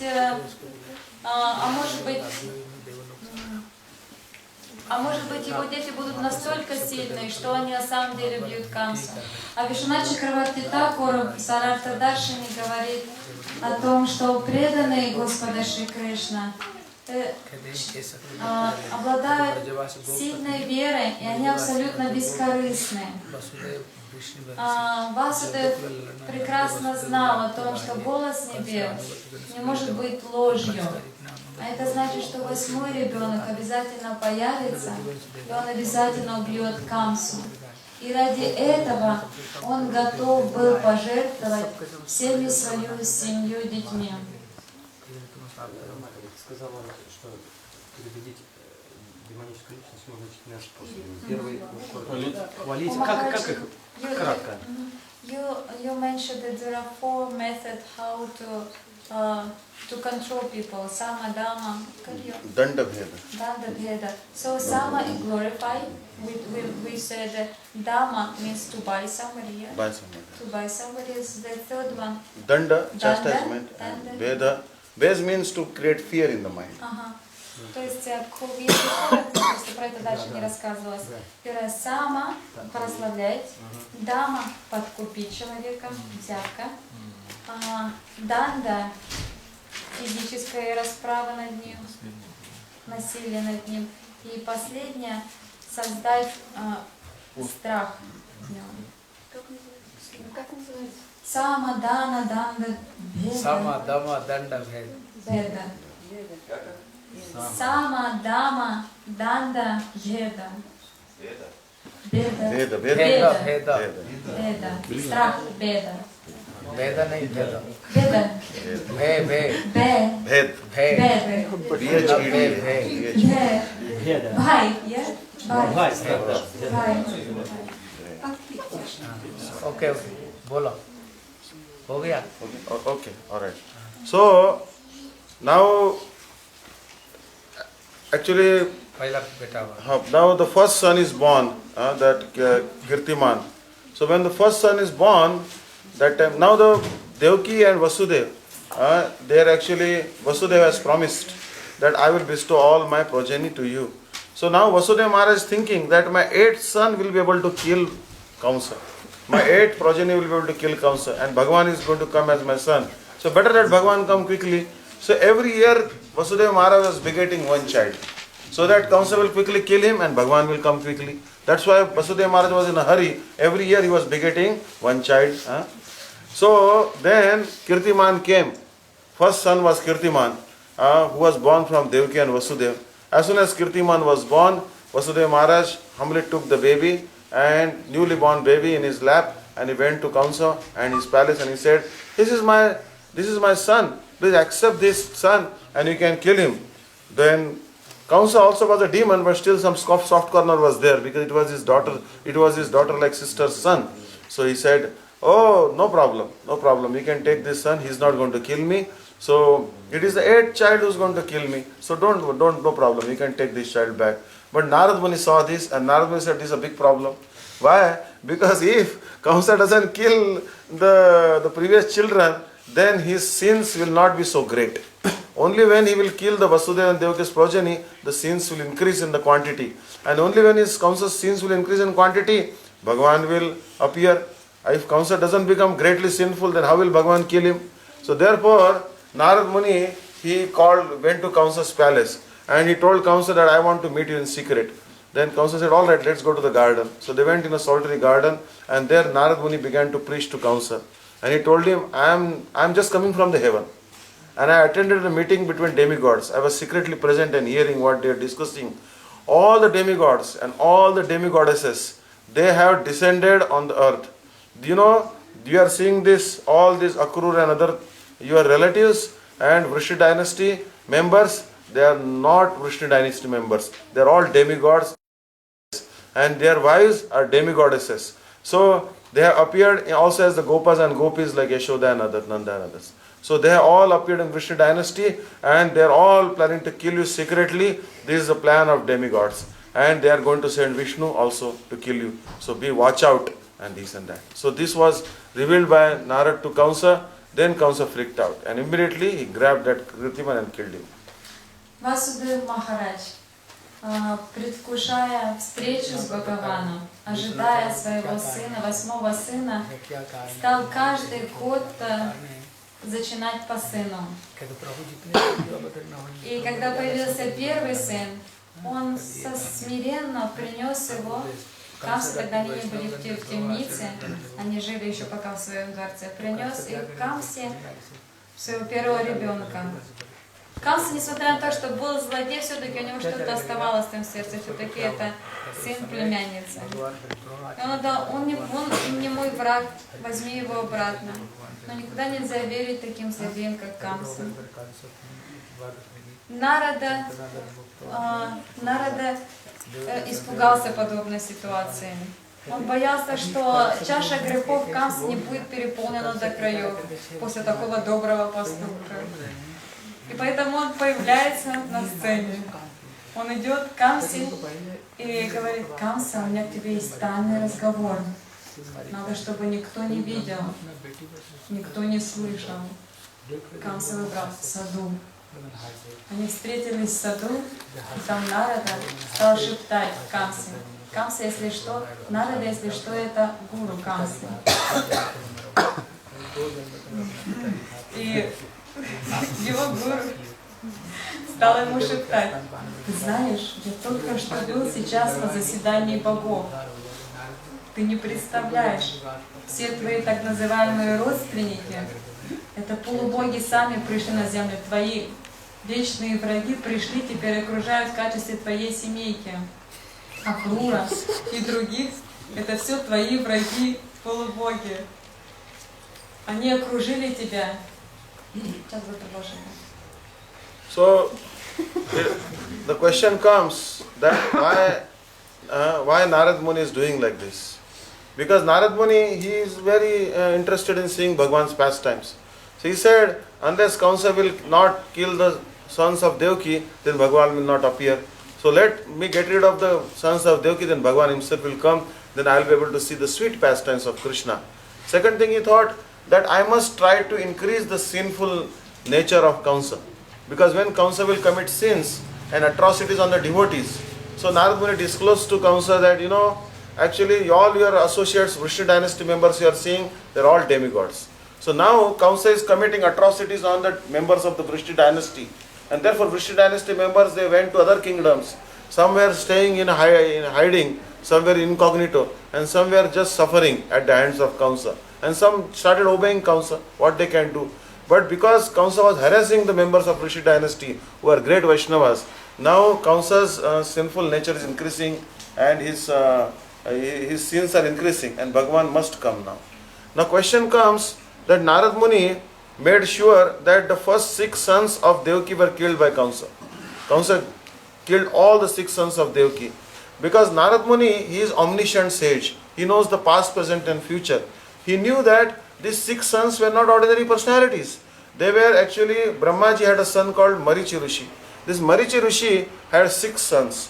One day, Brahmaji begot one beautiful daughter called Vagdevi, or goddess of learning.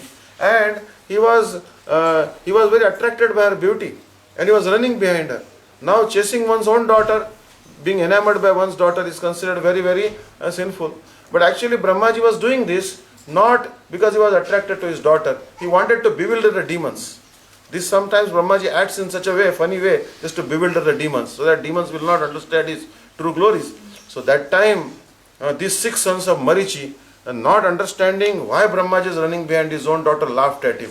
Ha ha ha ha! Look, our grandfather is running behind beautiful girl, his own daughter.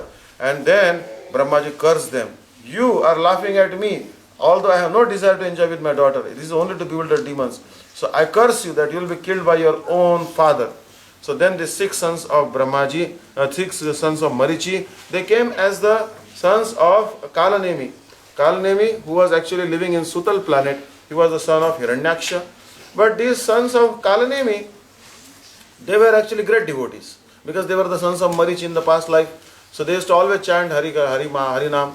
So then Kalanemi told them, hey, you are born as demon, act like demons, why chant Harinam? So then they didn't listen. So then Kalanemi cursed them that you will be killed by your father also. So now the 6 sons, they came as sons of Devaki, and Kalnemi came as Kamsa, and Kamsa, he killed his own sons. They were not sons of Devaki, they were his own sons, because he was the son of Hiranyaksha Kalnemi. So Narad Muni, in this way, he knew that these 6 sons, they are actually don't belong to the demon species. Why they have become Kalnemi's sons? Because they have offended Brahmaji, so they have to be sent back to Satyaloka, so that they can again become the sons of Marichi. So Narad Muni arranged that they were killed by Kamsa. Then later on Devaki was lamenting, alas, alas, all my babies were killed. One was a miscarriage, only Krishna here left. Oh, I want to see my 6 babies. Then Krishna brought all those 6 babies back, and those 6 babies were breastfed by Mother Devaki. Mother Devaki's breast was drunk by Krishna. Now the same breast milk which was Maha Prasad was drunk by these 6 boys. They were all liberated after drinking the remnants of Sri Krishna, the breast milk of Mother Devaki. And in this way Narad Muni arranged that the 6 sons of Marichi Rishi were freed from the curse. Когда появился Нарада и продолжал эту тайную беседу с Камсой, он предупредил его о том, что все его родственники — это полубоги, его вечные враги.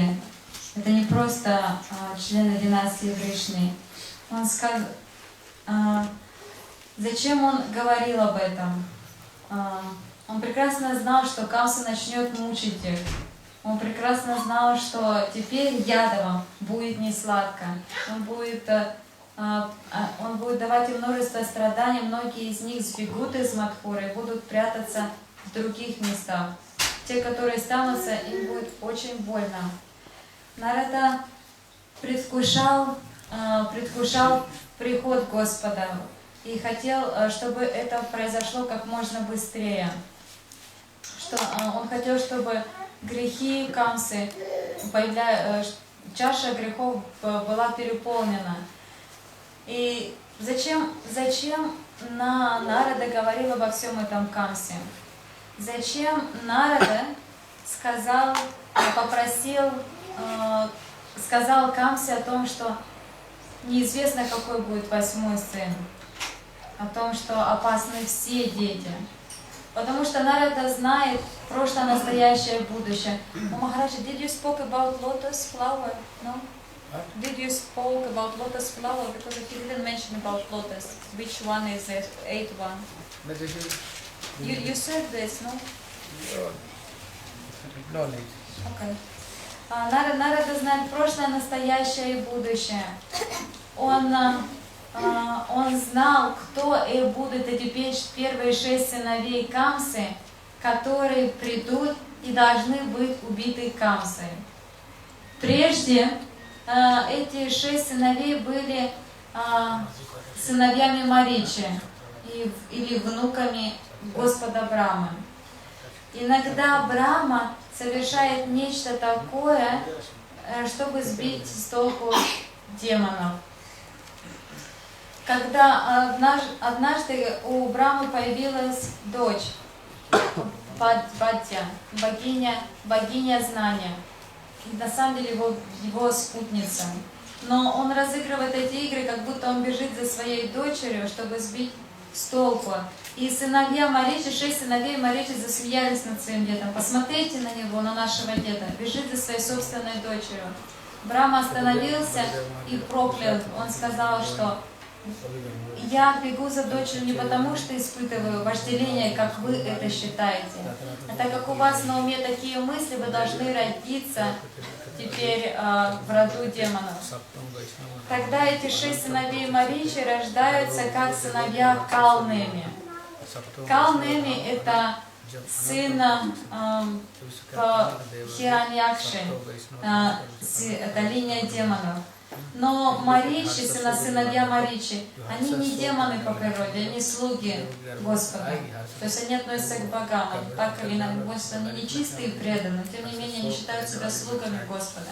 И когда они видели все эти злодеяния своего деда, своего отца Калнеми, они старались не вовлекаться в эту деятельность и всегда повторяли имена Рамы в то время. За что Калнеми проклял их, что они должны быть убиты, он ненавидел их и проклял, чтобы они были убитый от рук своего отца. Нарада хотел освободить сыновей Маричи. И поэтому он знал, что они сейчас придут как сыновья Деваки. Чем быстрее это проклятие совершится, тем быстрее они вернутся к себе назад на Сатья-локу, как внуки Господа Брахмы. Поэтому он и обманул Камсу, сказав, что «А ты не знаешь, какой из них будет восьмой». Полубоги, они хитрые. Непонятно, с какого конца они будут считать. И также, как Махарадж добавил, когда Кришна спас свою мать Деваки, Деваки попросила благословения вернуть своих убитых сыновей. И когда Кришна вернул этих сыновей назад к жизни, то им довелось попробовать Махапрасад Кришны. Сначала Кришна пил молоко Деваки, а потом они пили грудное молоко Деваки. Тем самым получили освобождение.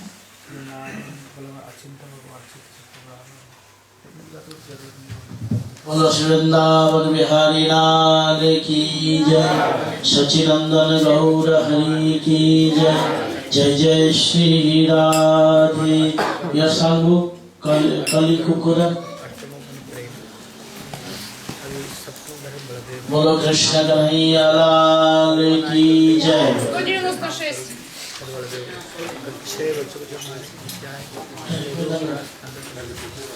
कलि कुकुरा कदन जदि चाहे,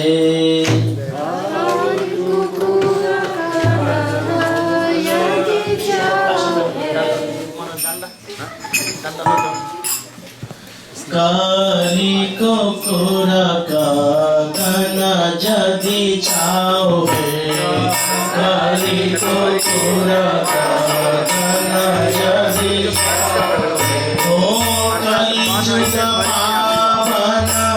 कलिमय नाशन, कलियुग पावन कलिमय नाशन, शिव सच्चिदानंद गाओ,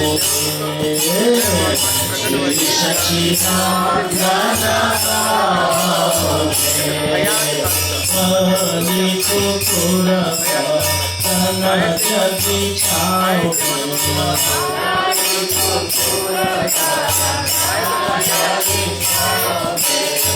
गदाधर मादन निताय प्राणधन, अद्वैत प्रभु जी का गोरा, गदाधर मादन निताय प्राणधन, अद्वैत प्रभु जी का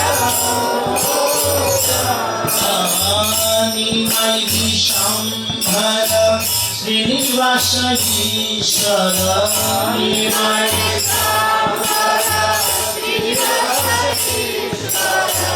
भक्त समूह चित चोरा, भक्त समूह चित चोरा, कलि कुकुरा कदन जदि चाहे, कलि कुकुरा कदन जदि चाहे, कलि कुकुरा कदन जदि चाहे, कलि कुकुरा कदन जदि चाहे, कलियुग पावन कलिमय नाशन, कलियुग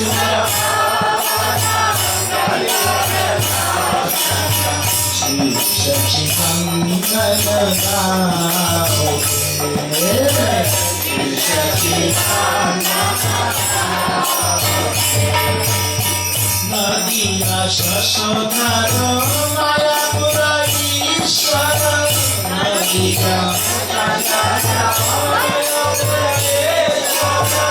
नदिया शशोधर मायापुर ईश्वर, नदिया नाम प्रवर्तन शूरा,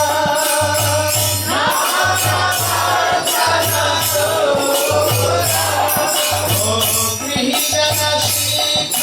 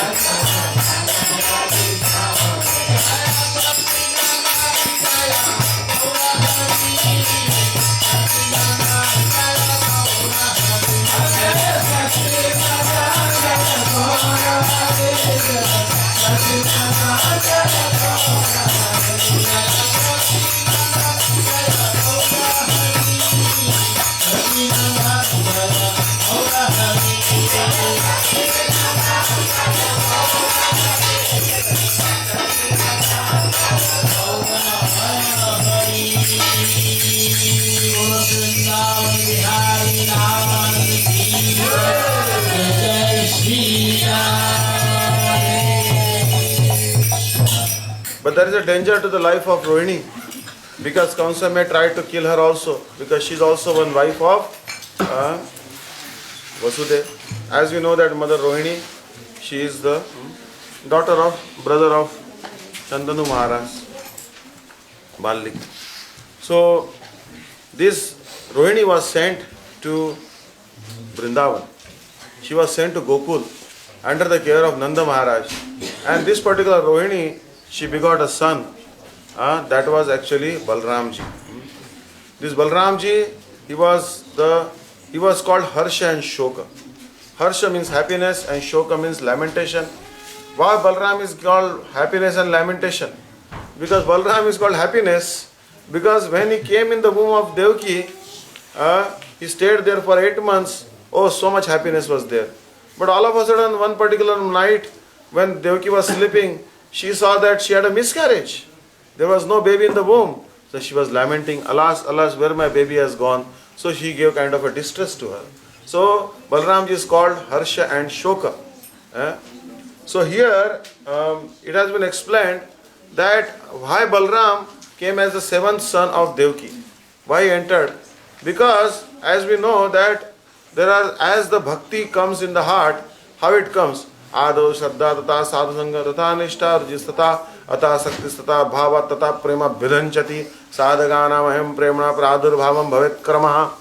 That the stage before Prem is the 7th stage is Bhava. So Balramji is the Bhavastha, and then Krishna when comes means Prem has come in the heart of the sadhaka. Also it has been told that there are actually 6 particular attractions in this world. Roop, Ras, Gandha, Sparsha. So there are 6 attractions like that. So these 6 sons, previous sons of Devaki, they were the 6 attractions.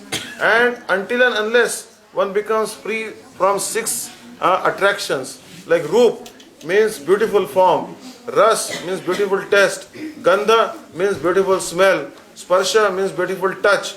So these sense objects are there. So these 6 sense objects should be eliminated. Now, how these 6 sense objects will be eliminated? They will be eliminated by fear alone. If there is fear of going to hell, then these 6 sense objects are eliminated. So, this fear comes from the mind. So, Marichi is the mental born son of Brahma.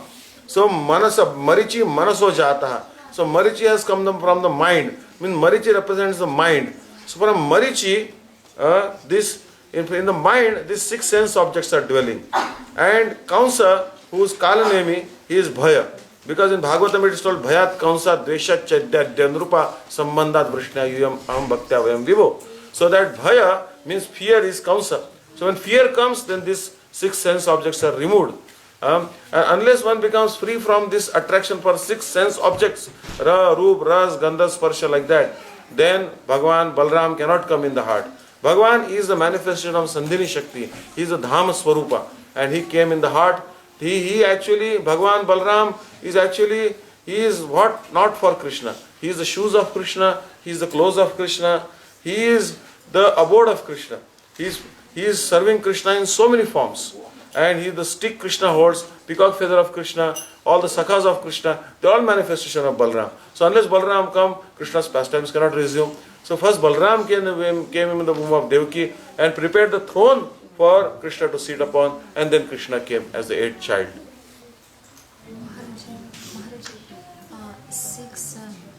Six sons of Marichi. Can I say also there are 6 anarthas? And then it has to be removed by fear. It is 6 anarthas, yes? Anartha is 4 anarthas, not 6 anarthas. They are Roop, Ras, Sabda, Gandha, Sabda, Sparsha. They are 6. With our sense, you come to enjoy. Eyes, nose, taste, ears, What is the name of Balaram? Harsha Shoka. Harsha. Балараму называют Харши Шока. Харши Шока тот, кто дарует счастье, и тот, кто дарует скорбь. Почему следующим появился Баларама? Мы уже объяснили, почему, как Баларам переместился из лона Деваки в лона Рахини. Почему первым приходит Баларама? До этого я скажу о том, что как только у Рахини появился Баларама, она сразу почувствовала себя в опасности, так как она видела о том, что делает Камса с Ядовами, о том, что убиты 6 сыновей ее сестры Деваки, а теперь забеременела она. Каким образом забеременела она? Как люди, я также слышала о том, почему люди приняли то, что она забеременела, потому что она также посещала тогда дворец Деваки Васудева, поэтому было нормально. Но заметили о том, что все-таки у Деваки исчезла беременность, это восприняли как ложную беременность, а у Рахини появилась беременность. И Рахини, чувствуя себя в опасности, она ушла в Васудев и сказала уходить в Гокулу, найти спасение там. Итак, Баларама называют этим именем то, что он приносит скорбь и счастье. Он подарил счастье Рахине, потому что он появился у нее. И он подарил скорбь Деваки, потому что Деваки потеряла его. Он был у нее, и потом это исчезло. Почему Баларам приходит до того, как приходит Кришна? Баларам — это Сандини Шакти. Только лишь на основе Сандини Шакти то может появиться Самвиты Хладини Шакти. Другое объяснение о том, что седьмым ребенком появилась Баларама. Интересное очень объяснение. Сыновья Маричи, это сыновья, рожденные из ума Господа Брахмы. То есть сам Маричи рожденный из ума, и его сыновья — это особый вид рождения, который происходит не от союза мужского и женского пола, а рожденный из ума. У нашего ума есть 6 привязанностей. Привязанность к красивому образу, к аромату, вкусному аромату, к мягкому осязанию, к 6 видам чувственных объектов. И пока не уйдут эти привязанности, тогда не появится бхава, тогда не появится привязанность к Кришне. Так вот, когда Камса убивает сыновей Маричи, это символизирует то, что человек расстается со своими привязанностями к чувственному наслаждению из-за страха. Когда человек вначале начинает следовать вайта-бхакти, то он перестает грешить или заниматься чревоугодием из-за страха, страха перед адом. Он узнает, что есть Бог, есть законы, и если он будет наслаждаться грешным образом, он пойдет в ад. То есть, как человек расстается когда человек расстается с привязанностями, это делается из-за страха. Камса символизирует этот страх. Камса — это злодей, которого все боятся. И человек также из-за страха расстается со своей греховной деятельностью, со своим чувственным наслаждением. И когда человек следует вайда-бхакти, как это происходит естественно, тогда постепенно к нему приходит духовная сила, сандини шакти. И на ее основе это бхава, уровень бхавы, и на ее основе появляется према. Также первые 6 стадий, другое объяснение о том, что шада, садусанга, баджана крия, нечто на танидрите бхава — это как раз 7-я стадия, а 6 первых — это первые стадии духовной практики. So, it has been explained in Bhagavad-gita. Janma karma chame divyam evam yo veti tatvata taktva deham punar janma naitimam iti so Arjuna. That the birth and activities of Krishna are completely transcendental. And therefore, one who understands the secrets of the transcendental birth of Lord Krishna, then that person will never take birth again. So Bhagavan, he is addressed here by the adjective Vishwa Atma. Vishwa means the universe and Atma means the soul.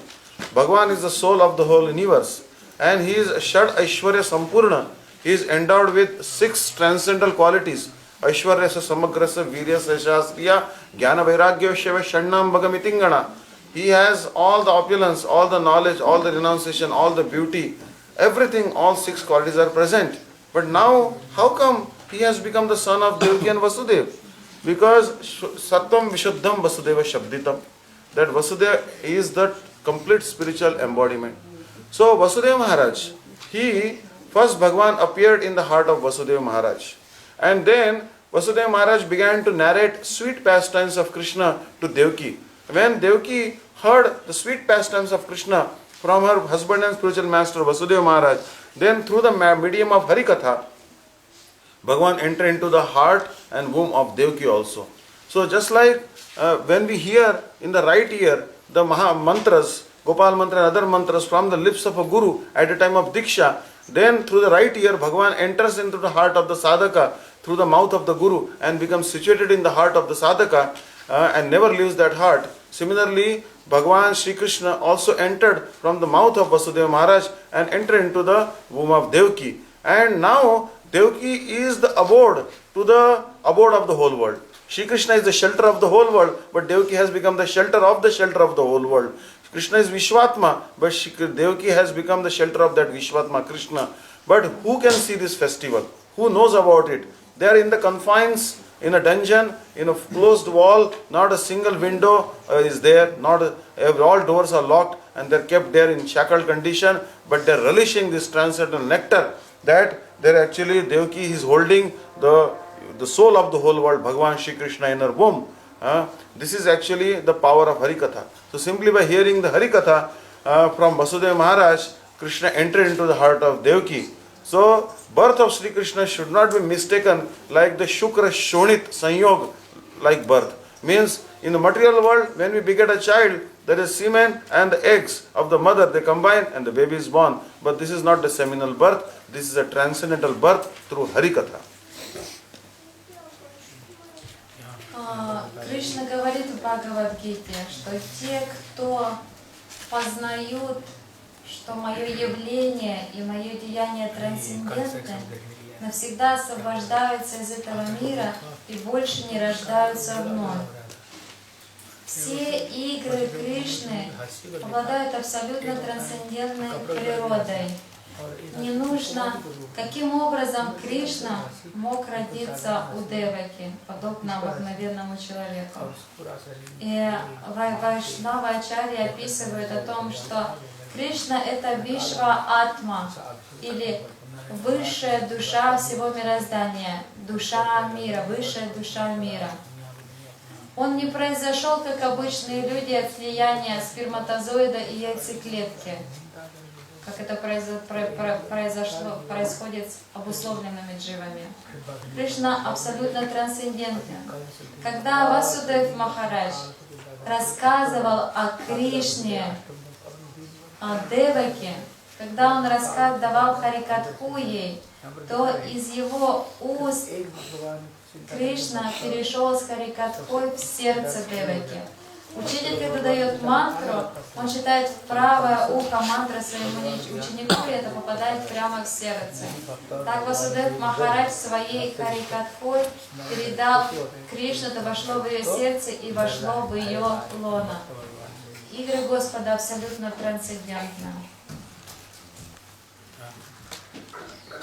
So it is explained that now Kamsa, one time he came into the prison and he saw Devaki and Vasudeva there, and he saw that Devaki's womb actually, and he saw in the womb of Devaki the baby was there and transcendental effulgence was coming from her belly. And also there are two types of smile. One is like a duplicitous smile, you are smiling, and the other one is a real, natural, transcendental smile. And he could see that Devaki and Vasudeva's faces were lit with a transcendental smile. Kamsa realized, my death has come now.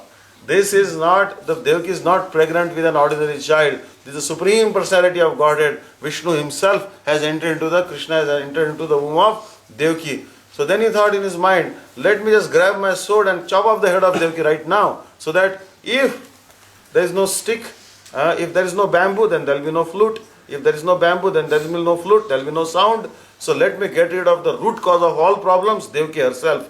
Then he thought in the mind, I am like her brother, I am like her father, and how can I kill my own sister? And if, despite taking birth in the exalted dynasty like Bhoja dynasty, if I kill my sister, then whole world will spit on my mouth. They will actually rebuke me, and everyone will tell, Kamsa was such a coward that he killed his own sister. So then Kamsa didn't know what to do. And then he returned to his palace. And day and night he was just scared of Krishna. Everything was scaring him.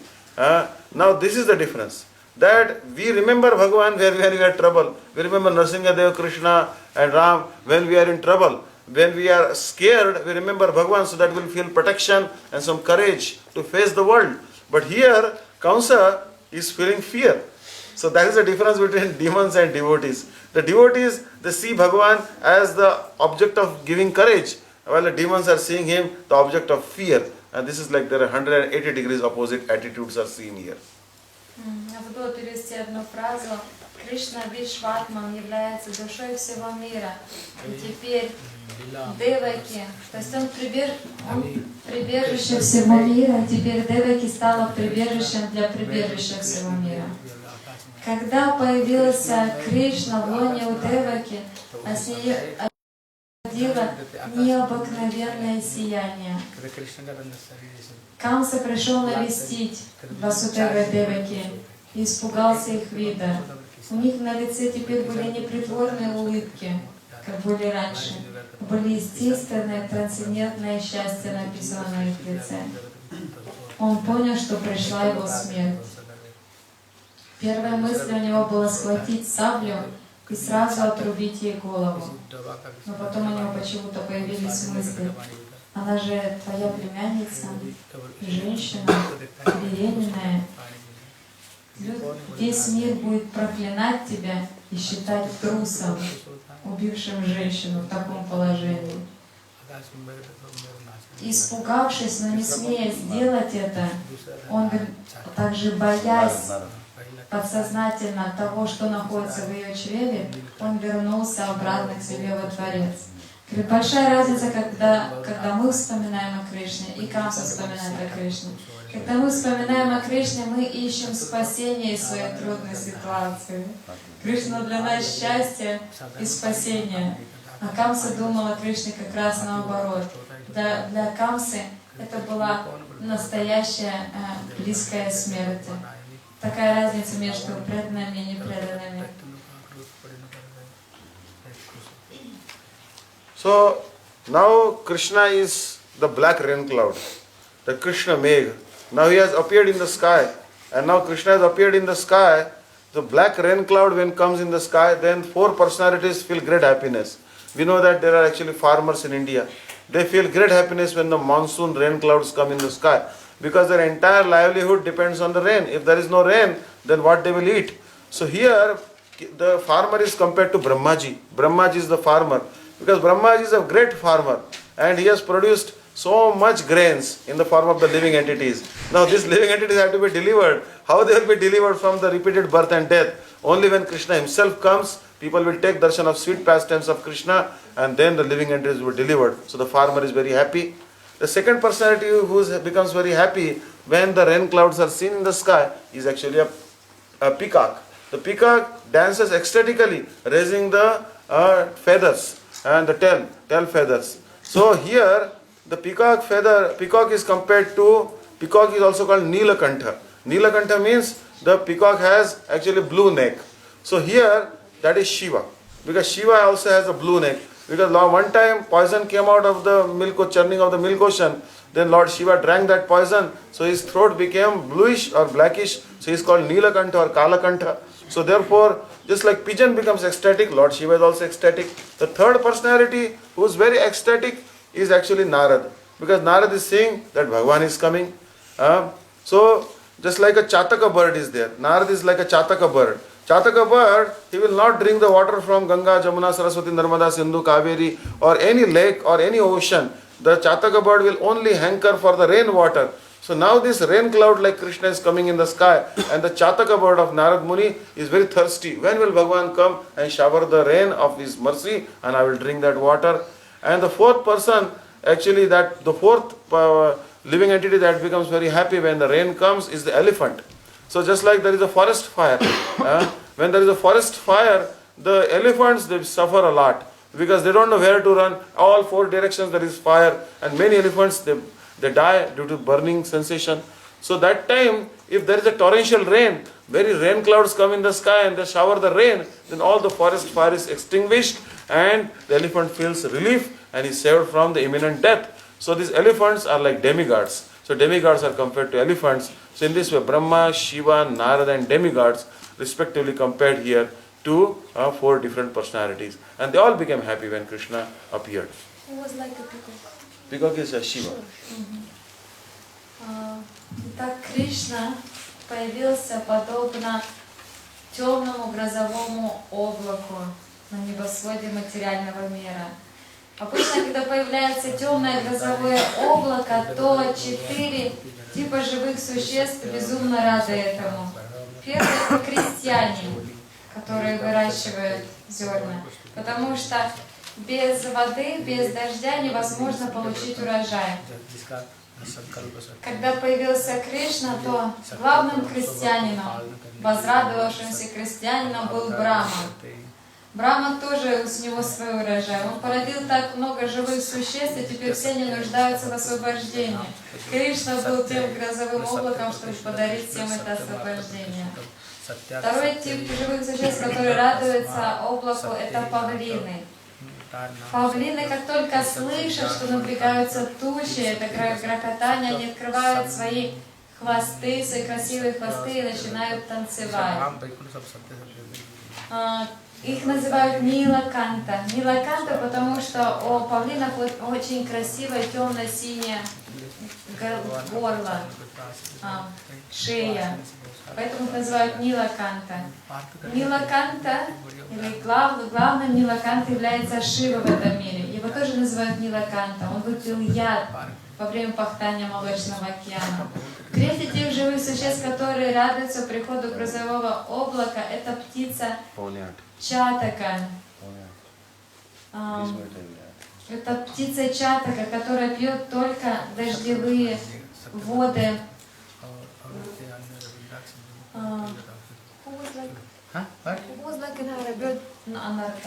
Кто был этой птицей Чатака, который возрадовался приходу Кришны? Нарада. Для Нарады Кришна подобен пищей, светом и смыслом всей жизни. И четвертым личностям, которым нравится приход грозового облака, это слоны. Слоны абсолютно беззащитны, когда наступает лесной пожар. Им некуда деваться, они не могут быстро бегать, они не могут спастись от лесного пожара. И для них единственным спасением может быть только туча, которая пришла и потушила собой пожар. И этими счастливыми слонами, как себя чувствовали, были полубоги, которые радовались приходу Кришны и спасению их от злых демонов.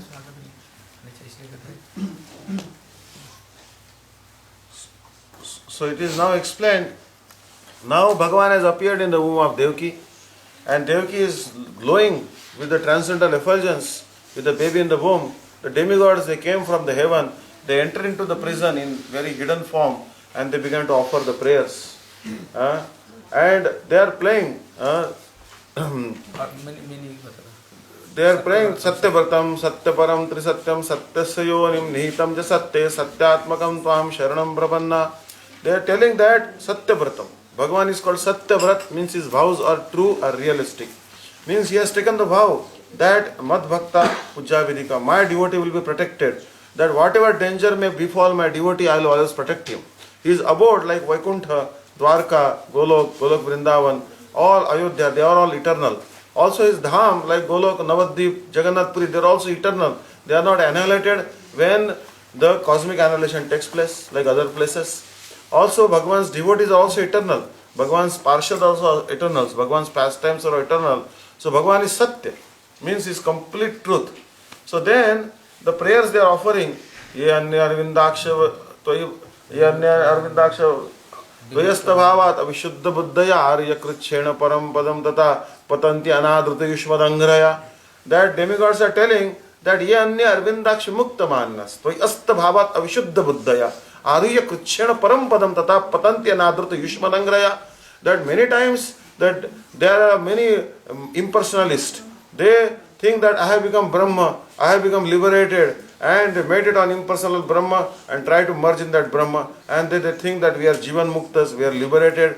But actually they have not taken shelter at the lotus feet of Bhagavan Shri Krishna. So although they may go to very high position, even may they reach the state of liberation or Jivan Mukta stage, or they may think that they have been liberated, because they disrespect the lotus feet of Sri Krishna, they must again fall down to the same material existence. But the devotees of the Lord, they accept the lotus feet of Bhagavan Shri Krishna as the boat. They accept the holy name of Shri Krishna as the boat. And the pure devotees, taking this boat of Bhagavan Shri Krishna, the lotus feet of Shri Krishna, they cross this ocean of repeated birth and death. They go from this shore of the ocean of repeated birth and death to that shore. And then they don't take that boat along with them. They send the boat back, so that other devotees can also use the same boat to go back home, back to Godhead. So in this way, the lotus feet of Bhagavan bestow all fearlessness on the devotees, while those who reject the lotus feet of Bhagavan Shri Krishna, they cannot get any auspiciousness in their life, and although they may reach even the state of liberation, they will fall down ultimately. Когда Кришна появился в лоне у Деваки, из нее исходило прекрасное трансцендентное сияние, полубоги пришли на даршан к Господу. Они в скрытых обликах появились в темнице у Деваки и Васудева и со сложенными молитвами обратились к Кришне, который находился в животе у Деваки. Они называли его 3 раза Сатьям, Сатьям, Сатьям. О, Ты есть вечная абсолютная истина. Твой образ — это вечная абсолютная истина. Твои спутники — это вечная абсолютная истина. Твоя дхама — это вечная абсолютная истина. Кроме того, они произнесли красивый стих, большую мудрость о том, что даже те, кто стремятся к освобождению, даже те, кто считает, что они достигли освобождения, те, кто медитирует на Брахман, те, кто даже поднялись над всем мирским, те, кто считают о том, что они больше никогда не будут вовлечены в никакой материальной деятельности, безусловно, падут все. Безусловно, погрязнут все в материальной деятельности. Почему? Потому что они пренебрегли, они безразличны к Твоим лотосным стопам. Только те, кто держится за Твои лотосные стопы, как за лодку спасения, переправляются через океан материальной жизни, только они дойдут до противоположного берега, до духовного мира. А все те, кто гордо заявляют о себе о том, что они являются освобожденными личностями, и всему это обязаны своим собственным усилиям, обязательно впадут в самый низ материальной жизни. А преданные, которые достигают того берега, они держатся за стопы Кришны. Это волшебная лодка. Она отправляет людей туда и приходит обратно за следующими.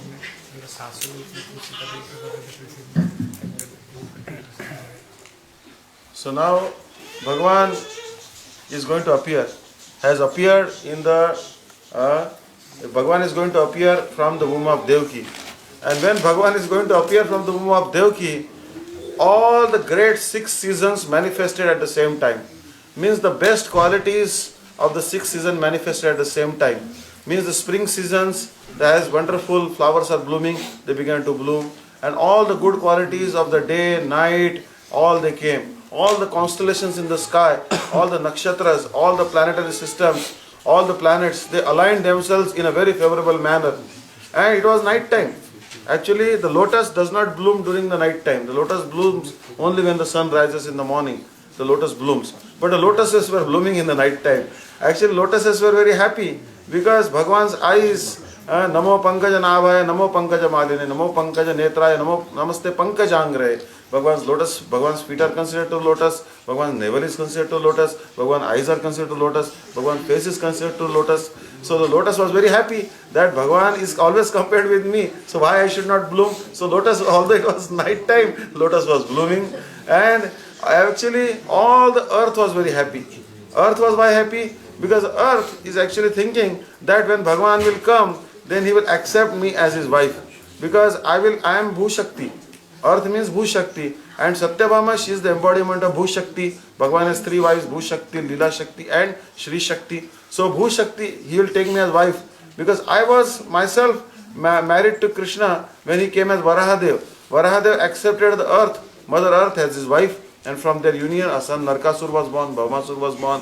But when he came as Lord Ram in Treta Yuga, Satyayuga accepted me as wife, as Varahadev. But when Treta Yuga came, he did not accept me as a wife, rather he accepted me as mother-in-law. Because Sita was the daughter of the earth and Sita was the wife of Lord Ramchandra. Because I became his mother-in-law and he became my son-in-law. But now in Dwapar Yuga, he is going to accept me as his wife. So earth was very happy and the whole trees were happy. The grass was happy, the land was happy because the grass and pasturing grounds are thinking, the trees are thinking that Bhagavan will go on cowherding pastimes in the jungles of Vrindavan with so many cows. Then that time we'll be able to see the beautiful form of Sri Krishna. And therefore the trees, creepers, all the living entities were very happy because Bhagavan is going to come in the womb of Devaki. Loudly. Когда Бхагаван должен был появиться, то в мире проявились все 6 сезонов. Все самые прекрасные качества 6 сезонов природы вдруг вступили в свои силы. Вся свежесть весны наступила, расцвели цветы, появилась эта нежная атмосфера весны в воздухе. И несмотря на то, что Бхагаван должен появиться сейчас ночью, полночь, вдруг расцвели лотосы, которые обычно цветут только днем. Почему они расцвели? Лотосы считали, сейчас появится Кришна, а у Кришны глаза как лотосы называют, ручки как лотосы, стопы как лотосы. Каждая его часть тела всегда сравнивают с лотосом. И поэтому лотосы были очень счастливы и радовались приходу Кришны. Появится самый главный лотос. Кроме того, была счастлива земля. Она предвкушала о том, что Господь, который сейчас появится, возьмет ее в жены. Она станет его супругой. Когда была когда была Сатья-юга, тогда Господь как Варахадев. И он принял землю в качестве супруги, но тогда он был в образе ветра и прикоснулся к ней своими клыками, от чего родился Наракасур. Потом в Трета-югу появился Господь Рама, но он принял ее в качестве своей тещи. Земля — это Бху-Шакти. Она дала рождение Сита-деве, а Рама женился на Сита-деве, поэтому она стала его тещей. И вот сейчас земля знала о том, что придет он и примет ее в качестве своей супруги. Она будет чувствовать и прикосновение его лотосных стоп. А также была счастлива вся природа. Вся природа расцвела. Трава была счастлива, потому что она предвкушала о том, что скоро она может увидеть Господа. Скоро она может увидеть самый прекрасный образ Господа и может чувствовать его прикосновение. Деревья, цветы, все это было в предвкушении рождения Кришны. And another reason why where Krishna he appeared, now she came the moon dynasty, yeah? And the moon always takes the high. And now this is the sky, and the Krishna color like black, and the sky. What is this? Is the badal? Badal kya bolte? Clouds. Cloud now is the under. Now they are each other with quarrel. The quarrel telling, the moon telling, you can. Yes, I understand. Yes, you can tell this thing. Луна была в предвкушении рождения Кришны. Она долго ждала его. Ей не дали посмотреть на рождение Господа Рамы. Тогда солнце стояло целый месяц в зените, наслаждалось тем, что в ее роду наконец-то появился Господь. Луна тогда очень горько плакала. И Рама пообещал, что в следующий раз, сначала он сказал, я возьму тебя в качестве своего имени, я буду звать Рама Чандра. А потом, когда я появлюсь в твоей династии, ты сможешь наслаждаться этим взором. Но тут, когда Луна была на небе, она вдруг увидела, что ей загораживают взор тучи. Они вдруг набежали и тоже все хотели посмотреть. Луна, понимаете ли, ждала. А тут набежали набежали тучи, она стала ругать тучи. Отойдите, дайте посмотреть. Но ее не слушали, они сами враждовали между собой, чтобы получить лучший взор. So in this way, although it was the Ashtami day, it was the 8th day in the lunar cycle, the moon is half crescent that time. But because Krishna is coming in the dynasty of the moon, moon became very happy and he was appearing completely full, like it was a full moon night. And also the river Jamuna became very ecstatic, because who is Jamuna? Jamuna is coming from Jamunotri, but it is explained that Vishakhorasya Vishnudaivatam Nitya Jalatmani Nityam Nimajati Prityatam Stavrim Yamunam Stuma, that Vishakha is actually herself is Jamuna. So now the Jamuna is thinking that Krishna is coming, he is my husband, I am Vishakha, I am his gopi, he is my gopa. So therefore she was also very ecstatic, he is my lover. So now Krishna is going to sport with Vishakha as the gopi, and also Krishna is going to marry Kalindi in Dwarka pastimes. So now all other rivers like Ganga, Jamuna, Saraswati, all the rivers, they are also happy, because who is Jamuna? Jamuna is the sister of these rivers. So now elder sister of these rivers. So therefore they are thinking that our elder sister will get married to Krishna. Then what will become? Will become sister-in-laws. And also the husband also loves the sister-in-laws. So he'll love us also. So all the rivers also were very ecstatic, and so many lotuses were blooming in their streams. Кришна появился на 8-й день, на 8-й лунный день. В то время луна на месяц, похожа на месяц, она является месяцем. Но луна была настолько счастлива и цвела от радости, что она предстала во всей своей красе, она была полной, когда появился Кришна. А кроме того, когда явлению Кришны радовалась Ямуна. Несмотря на то, что она приходит из Ямунотри, она, тем не менее, является Вишакхой. И она думала: о, сейчас придет мой Кришна, я его гопи. И у нас будут сладостные взаимоотношения. Она предвкушала его встречу. Радовалась не только Ямуна, радовались все реки на земле, потому что Ямуна их старшая сестра. Теперь они ждали: о, сейчас появится Кришна, он женится на Ямуне, а это значит, что он будет нашим сватом. Так, в предвкушении своих новых родственных отношений все реки были счастливы.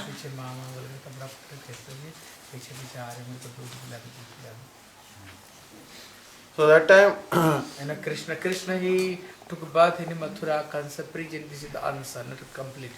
Krishna, he took bath in Gokul, complete Krishna. How he took bath, our Goswamis there explain, like Kavi Garnapuri explain. So Krishna, he appeared in Mathura, but by one plenary portion. But in his complete form, he appeared in Gokul. So actually he came as the son of Nanda and Yashoda. Nanda Maharaj, he was very rich. He had 9 lakh cows. He was the king of Gokul. But he had one dissatisfaction in the heart. He had no progeny. He had not a son or a daughter. So he was very distressed. But one particular day, one particular night, when Nanda and Yashoda slept, then when they got up in the morning, they were very happy, because they had seen a wonderful dream. Then Nanda Maharaj said that yesterday night I had a very wonderful dream. Yashoda said, I also had a wonderful dream. So then Yashoda said, you please tell me what dream you had.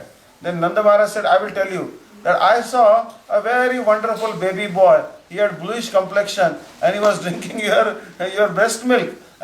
He was drinking your breast milk, and as he was drinking your breast milk, making sound, and he was sucking your breast milk, and then the milk was flowing from both sides from his mouth, and he was looking, and there was a wonderful shirt in the body of that particular boy, and that shirt was completely drenched by your breast milk.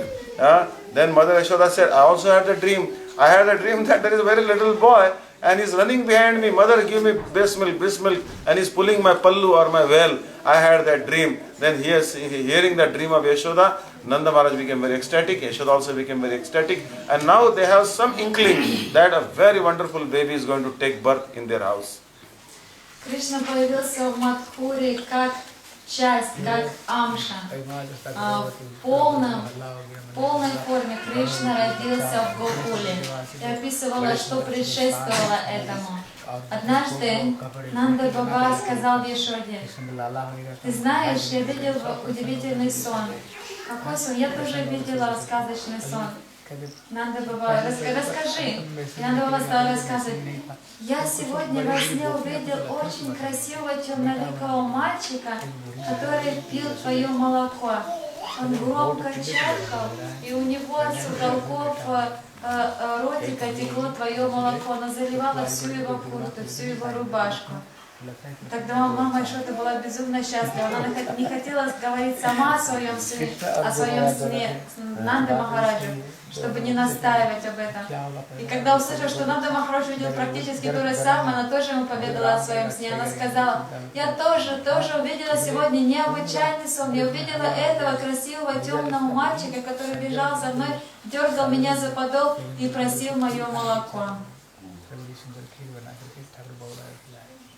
So that time, now what happened that very soon Yashoda, she became pregnant. The sign of pregnancy were seen in her womb. All the Brajavasis became ecstatic. Very soon Nanda Maharaj will have a son, Yashoda will have a son. Then they began to make very wonderful dresses ready, because when the day the baby is born, they will dress wonderfully and they will dance and sing ecstatically. Then previously, now there are ultrasound machines to detect whether the baby will be a son or a daughter.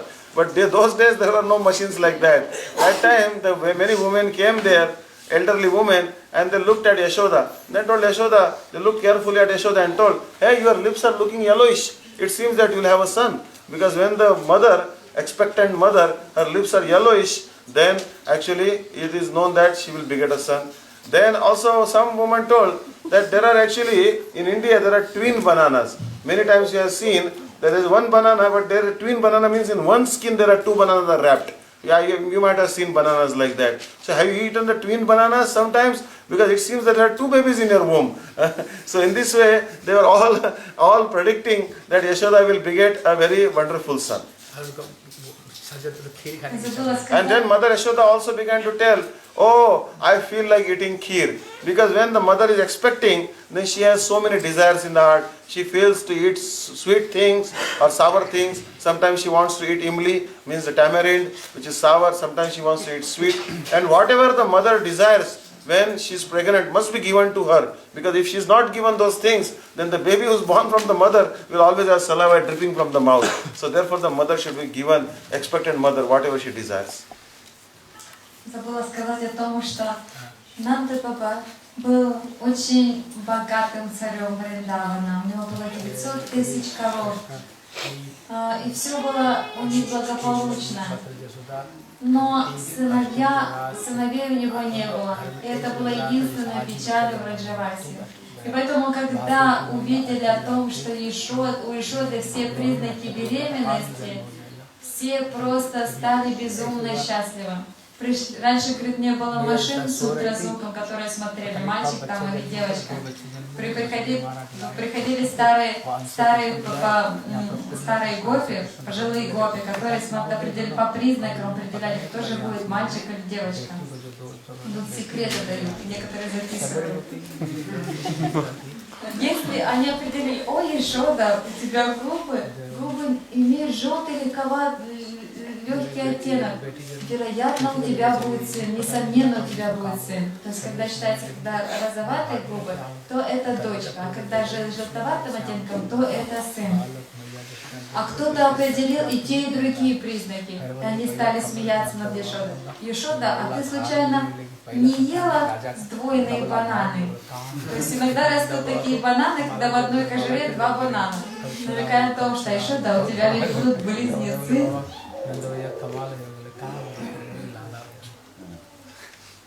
So now the Bhadrapad month came, Shravan and Bhadrapad, in the month of Chaturmasya. So second month of the rainy season came, Bhadrapad. It was the 8th day in the lunar cycle, a dark fortnight. And also the Rohini Nakshatra was in the sky. Rohini constellation was there. And that time, Mother Yashoda, she begot the son. Actually, she did not beget just a son, but she also begat a daughter.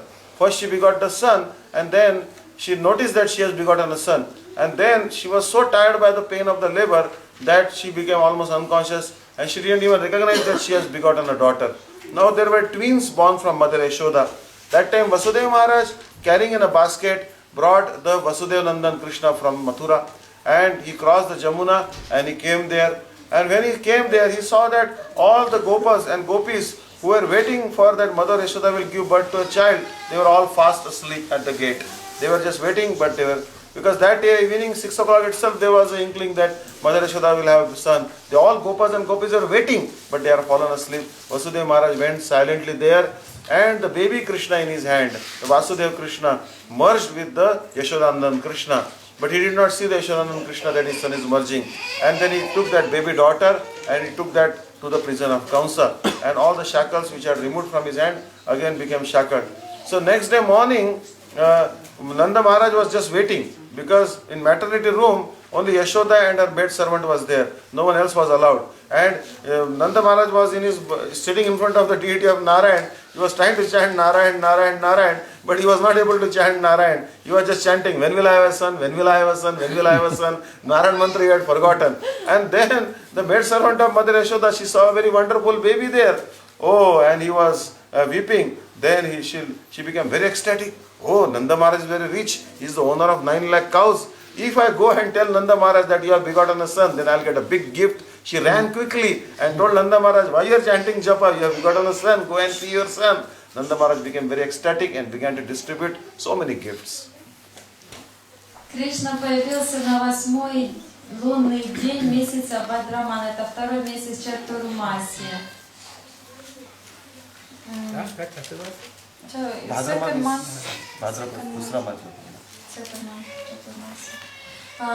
И Ешода родила близняшек. Она родила девочку и мальчика. Сначала появился мальчик Кришна, а потом появилась девочка. Но Ешода так устала от первого мальчика, что она заснула. И когда пришел Васудев Махарадж, неся амшу Кришны из Гакулы в корзине, он увидел только девочку. Когда положил Кришну, он вошел в изначального Кришну.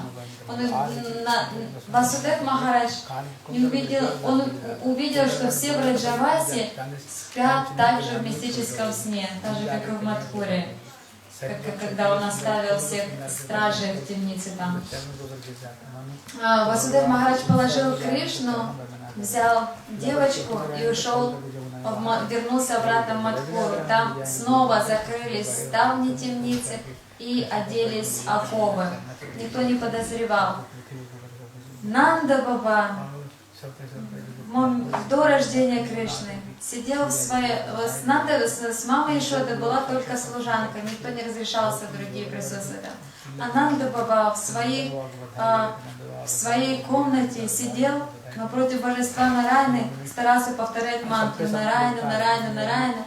Но у него ничего не получалось. Он только и повторял, когда родится сын, когда родится сын, сын, сын, сын, сын, сын. И когда родился сын, служанка мамы Ешоды думает, о, Нанда Баба так богат, у него 900 тысяч коров, он непременно сейчас ожидает сына, я ему первой доложу рождение сына, он мне подарит самые лучшие подарки. Она стремглав бросилась к Нанде Бабе, обрадуясь, что ты тут повторяешь мантру, иди посмотри на своего сына уже. So that time, all hearing the news that Yashoda has begotten a son, all the Gopas, all the Gopis, they dressed themselves very wonderfully. All the Gopis, they put on Sodash Shrungar Dwadash Abharan, means they decorated themselves in the eyes and everything, all wonderful. India, they are doing, if some marriage ceremony, before everybody doing this 16 kind of Sringar. You know, Dwadash Abharan, 12 kind of, this is the cloth they are put, but very, maybe saw some Indian like this queen, how here, whole body they are decorated. Thank you. Yeah, thank you. So they decorated themselves by 16 types of ornaments. There are earrings, then from ear there is in the nose, then there is also the necklace, then there is the bangles, then there is armlets, then there is leglets, there is a girdle and whatnot. So all these wonderful ornaments were there. There is kajal in the eyes, then there is alta on the feet, all this mehndi on the hand, all these decorations were there, wearing the silk clothes, the 16 types of ornaments. They came to running, and they not only they came empty-handed, they brought so many gifts. They brought yogurt pots, milk pots, ghee pots, butter pots, all these pots they brought on their head. And all the gopas and gopis came there. Mother Rohini was greeting everyone. She was dressed in a wonderful brand new sari given by Nanda Maharaj, and she was greeting all the devotees who were coming there, all the gopas and gopis coming there. Everyone came except the mother of Radhika, Kirtida Sundari. So Radhika is not born then. Kirtida Sundari has not come. But after some time she also came. She also came with pot of yogurt and milk on her head and butter on her head. And when she came with the yogurt pot on the head as a gift to see Krishna, that time one particular gopi, actually in the party of Krishna, what he did, took a stone and threw at the pot on the head of Kirtida. And Kirtida was completely drenched in that particular yogurt. Then there was a free enjoyment was going on. Then they grabbed the balls of butter, they began to throw at each other. They were throwing the yogurt on each other. They were taking the whole container, the whole pot of yogurt, and they were drenching everyone. Then there was so much mud. Then one Gopa would grab other and will make him roll in that particular mud created by this thing. There was a free mud fight and everything. And in this way they were throwing everything, and there was like a holi. But this holi was not with colors. It was with the milk, yogurt, butter and whatnot. Holi के रसिया की नंद के लाला की जय. Когда узнали о том, что у Ишоды появился сын, когда эта весть пронеслась по всему Враджа, все собрались посмотреть на этого младенца. И все услышали то, что безумно красивый младенец. Они стали надевать на себя все самые лучшие наряды, самые лучшие украшения. Махарадж объясняет подробно о том, что у женщины, у ведической, особенно у царицы, у нее 16 видов украшений. Это начиная с кольцев, браслетов, ожерельев, короны, одежды, на лодыжках, красная краска на стопах, синду, бинду, пояс, все 16 видов. Я смело говорю, 10 килограмм. Когда я рассказывала, там 10 килограммов на себя одевают. В общем, все гопи были с каджалом, с помадой, ну совсем больше. Полный экипаж. Все гопи были красиво нарядились.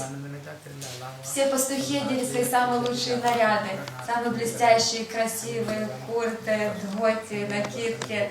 И со своим богатством, со своими горшками, с молочным, с молоком, йогуртом, маслом, с подарками шли уже к Нанди-Бабе, чтобы смотреть на нового младенца. И пришла Киртида Деви. Киртида Деви — это мать Радхики, будущей Радхики. И Киртида пришла и тоже принесла горшки с йогуртом. Кто-то додумался бросить камешек в горшок над Киртидой. Вся Киртида облилась в этом йогурте.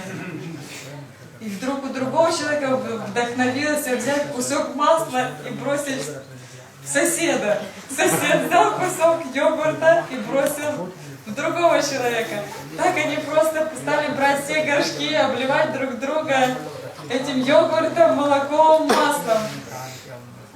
Одни люди, это показалось мало, начался такой грандиозный бесплатное веселье, как говорят, праздник Холи, только это было не краски, это были молочные продукты, что они стали толкать друг друга в эту как это сказать, в эту молочную жижу друг друга и возюкать ее в этой молочной жиже.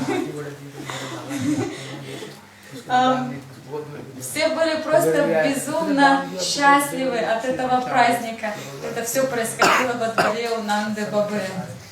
Целый океан молока.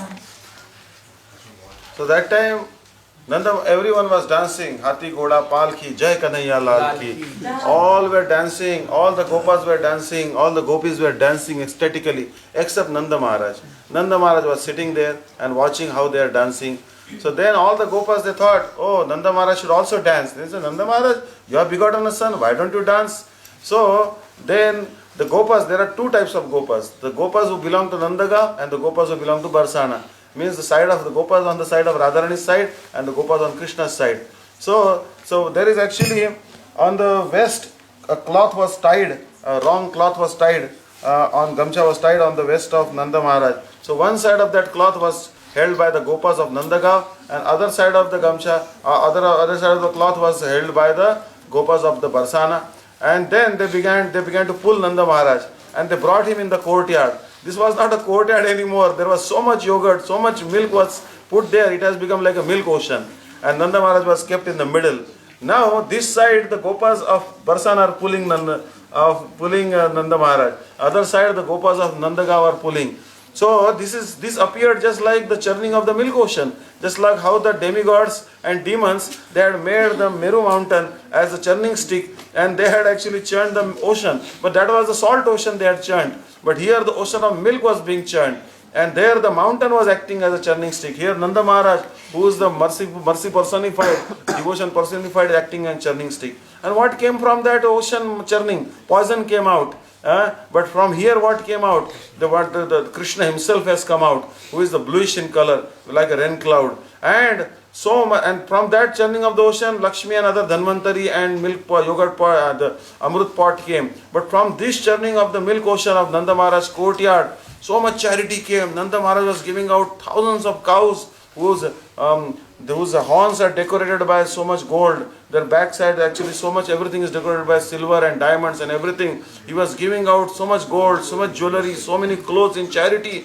He gave out hundreds and thousands of cows. Even Shiva came there, and Parvati also came there to see how Nanda Maharaj is giving charity by unlimited charity to the Brahmanas. So much the Brahmans are tired. No, enough. We cannot hold any more ornaments. It's too heavy for us. Our homes are very far.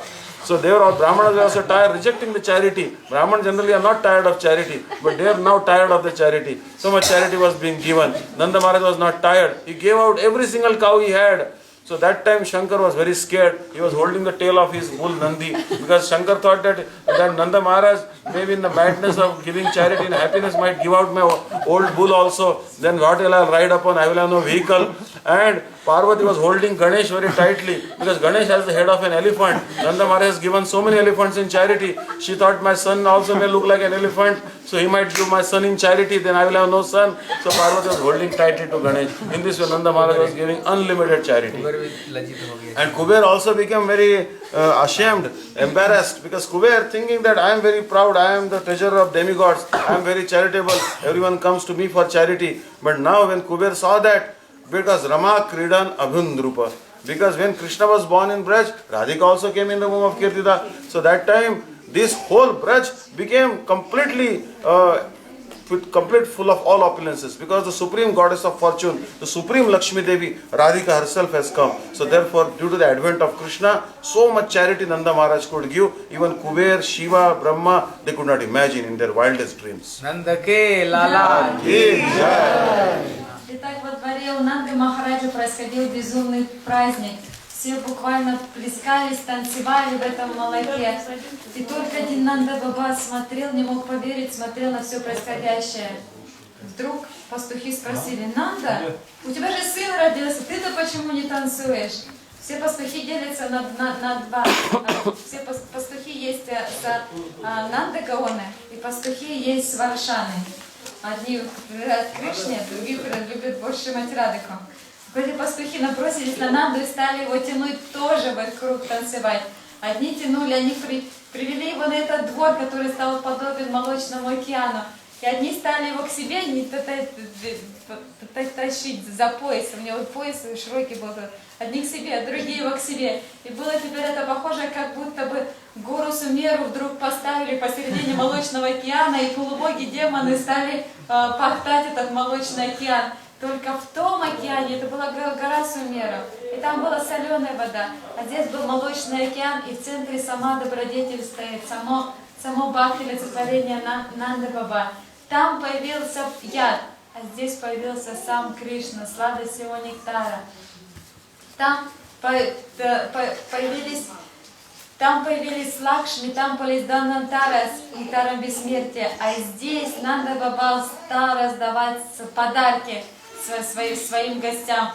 И казалось, что он просто обезумел от рождения сына, он стал раздавать все и вся, что у него было. Он стал давать 1000 коров в подарок с золотыми рогами, с золотыми украшениями. Стал отдавать все свое добро, все свои украшения, золото всем гостям, браманам, которые приходили. И эти браманы уже сбегали, говорят: хватит, хватит, мы уже больше не можем унести, нам далеко нести до дома.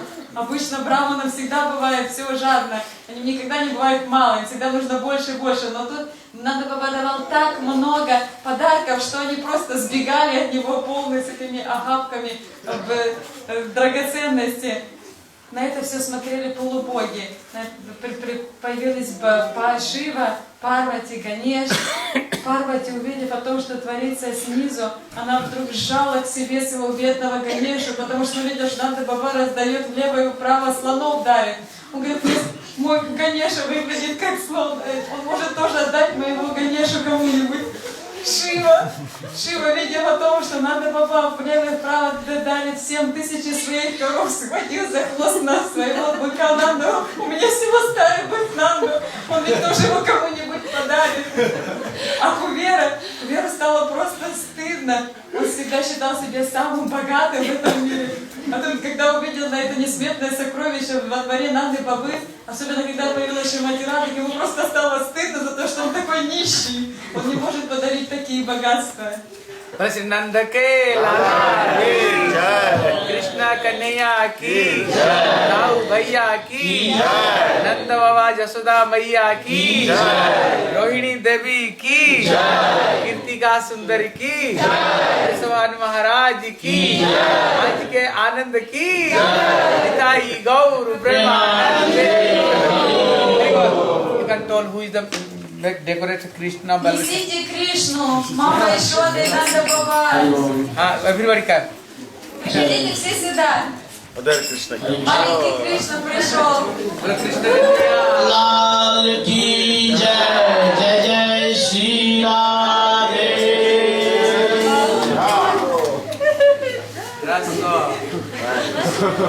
Hare Krishna. And then I saw somebody like Krishna. Okay. А также другие актеры с Кришной тоже ведите все сюда. जय जय जय श्री राधे। बोलो नंद के लाला की जय, ताऊ भैया की जय, राधे कनुआ की जय, जय जय श्री राधे। После киртана будет спектакль. ओ जियो श्याम लाला, जियो श्याम लाला, तेरी तेरी पगड़ी रंग लाला, जियो श्याम लाला, जियो श्याम लाला, जियो जियो श्याम लाला, जियो श्याम लाला, तेरी तेरी पगड़ी रंग लाला, जियो श्याम लाला, जियो श्याम लाला, जय हो। अरे गोकुल में आयो नंद लाला, गोकुल में आयो नंद लाला, अरे गोकुल में आयो नंद लाला, गोकुल में आयो नंद लाला, अरे गोपियों से भर गया रब माला, गोपियों से भर गया रब माला, जियो श्याम लाला, जियो श्याम लाला, तेरी पगड़ी रंग लाला, जियो श्याम लाला, जियो श्याम लाला, तेरी पगड़ी रंग लाला, जियो जियो श्याम लाला, जियो श्याम लाला, तेरी पगड़ी रंग लाला, जियो श्याम लाला, जियो श्याम लाला, तेरी पगड़ी रंग लाला। अरे मत रो गाना उआ उआ, मत रो गाना उआ उआ, मत रो गाना उआ उआ, मत रो गाना उआ उआ, जाने जाने सुनंदा बुआ, जाने जाने सुनंदा बुआ, जियो श्याम लाला, जियो श्याम लाला, तेरी पगड़ी रंग लाला, जीव श्याम लाला जीव श्याम लाला जीव श्याम लाला जीव श्याम लाला तेरी पगड़ी रंग काला जीव श्याम लाला जीव श्याम लाला तेरी पगड़ी रंग काला ओ तेरी गलती पूरी लट्टू कुआ तेरी गलती पूरी लट्टू कुआ तेरी गलती पूरी लट्टू कुआ तेरी गलती पूरी लट्टू कुआ दशमती घर आनंद हुआ दशमती घर आनंद जीव श्याम लाला जीव श्याम लाला तेरी पगड़ी रंग काला जीव श्याम लाला जीव श्याम लाला जीव श्याम लाला जीव श्याम लाला तेरी पगड़ी रंग काला जीव श्याम लाला श्याम लाला तेरी पगड़ी रंग काला जीव श्याम लाला जीव श्याम लाला तेरी पगड़ी रंग काला जीव श्याम लाला जीव श्याम लाला तेरी पगड़ी रंग काला जीव श्याम लाला जीव श्याम लाला हरे चल मर करे बलना होए करे बलना करे बलना हरे करे बलना करे बलना बेटी मस्ती गाए जियो लगना बेटी मस्ती गाए जियो लगना जीव श्याम लाला जीव श्याम लाला तेरी पगड़ी रंग काला जीव श्याम लाला जीव श्याम लाला तेरी पगड़ी रंग काला जीव श्याम लाला जीव श्याम लाला तेरी पगड़ी रंग काला जीव श्याम लाला अरे नंद के आनंद भयो नंद के आनंद भयो जय कन्हैया नंद के आनंद भयो जय कन्हैया लाल हाथी दिए घोड़ा दिए और हाथी दिए घोड़ा दिए और नंद के आनंद भयो जय कन्हैया लाल नंद के आनंद भयो जय कन्हैया लाल नंद के आनंद भयो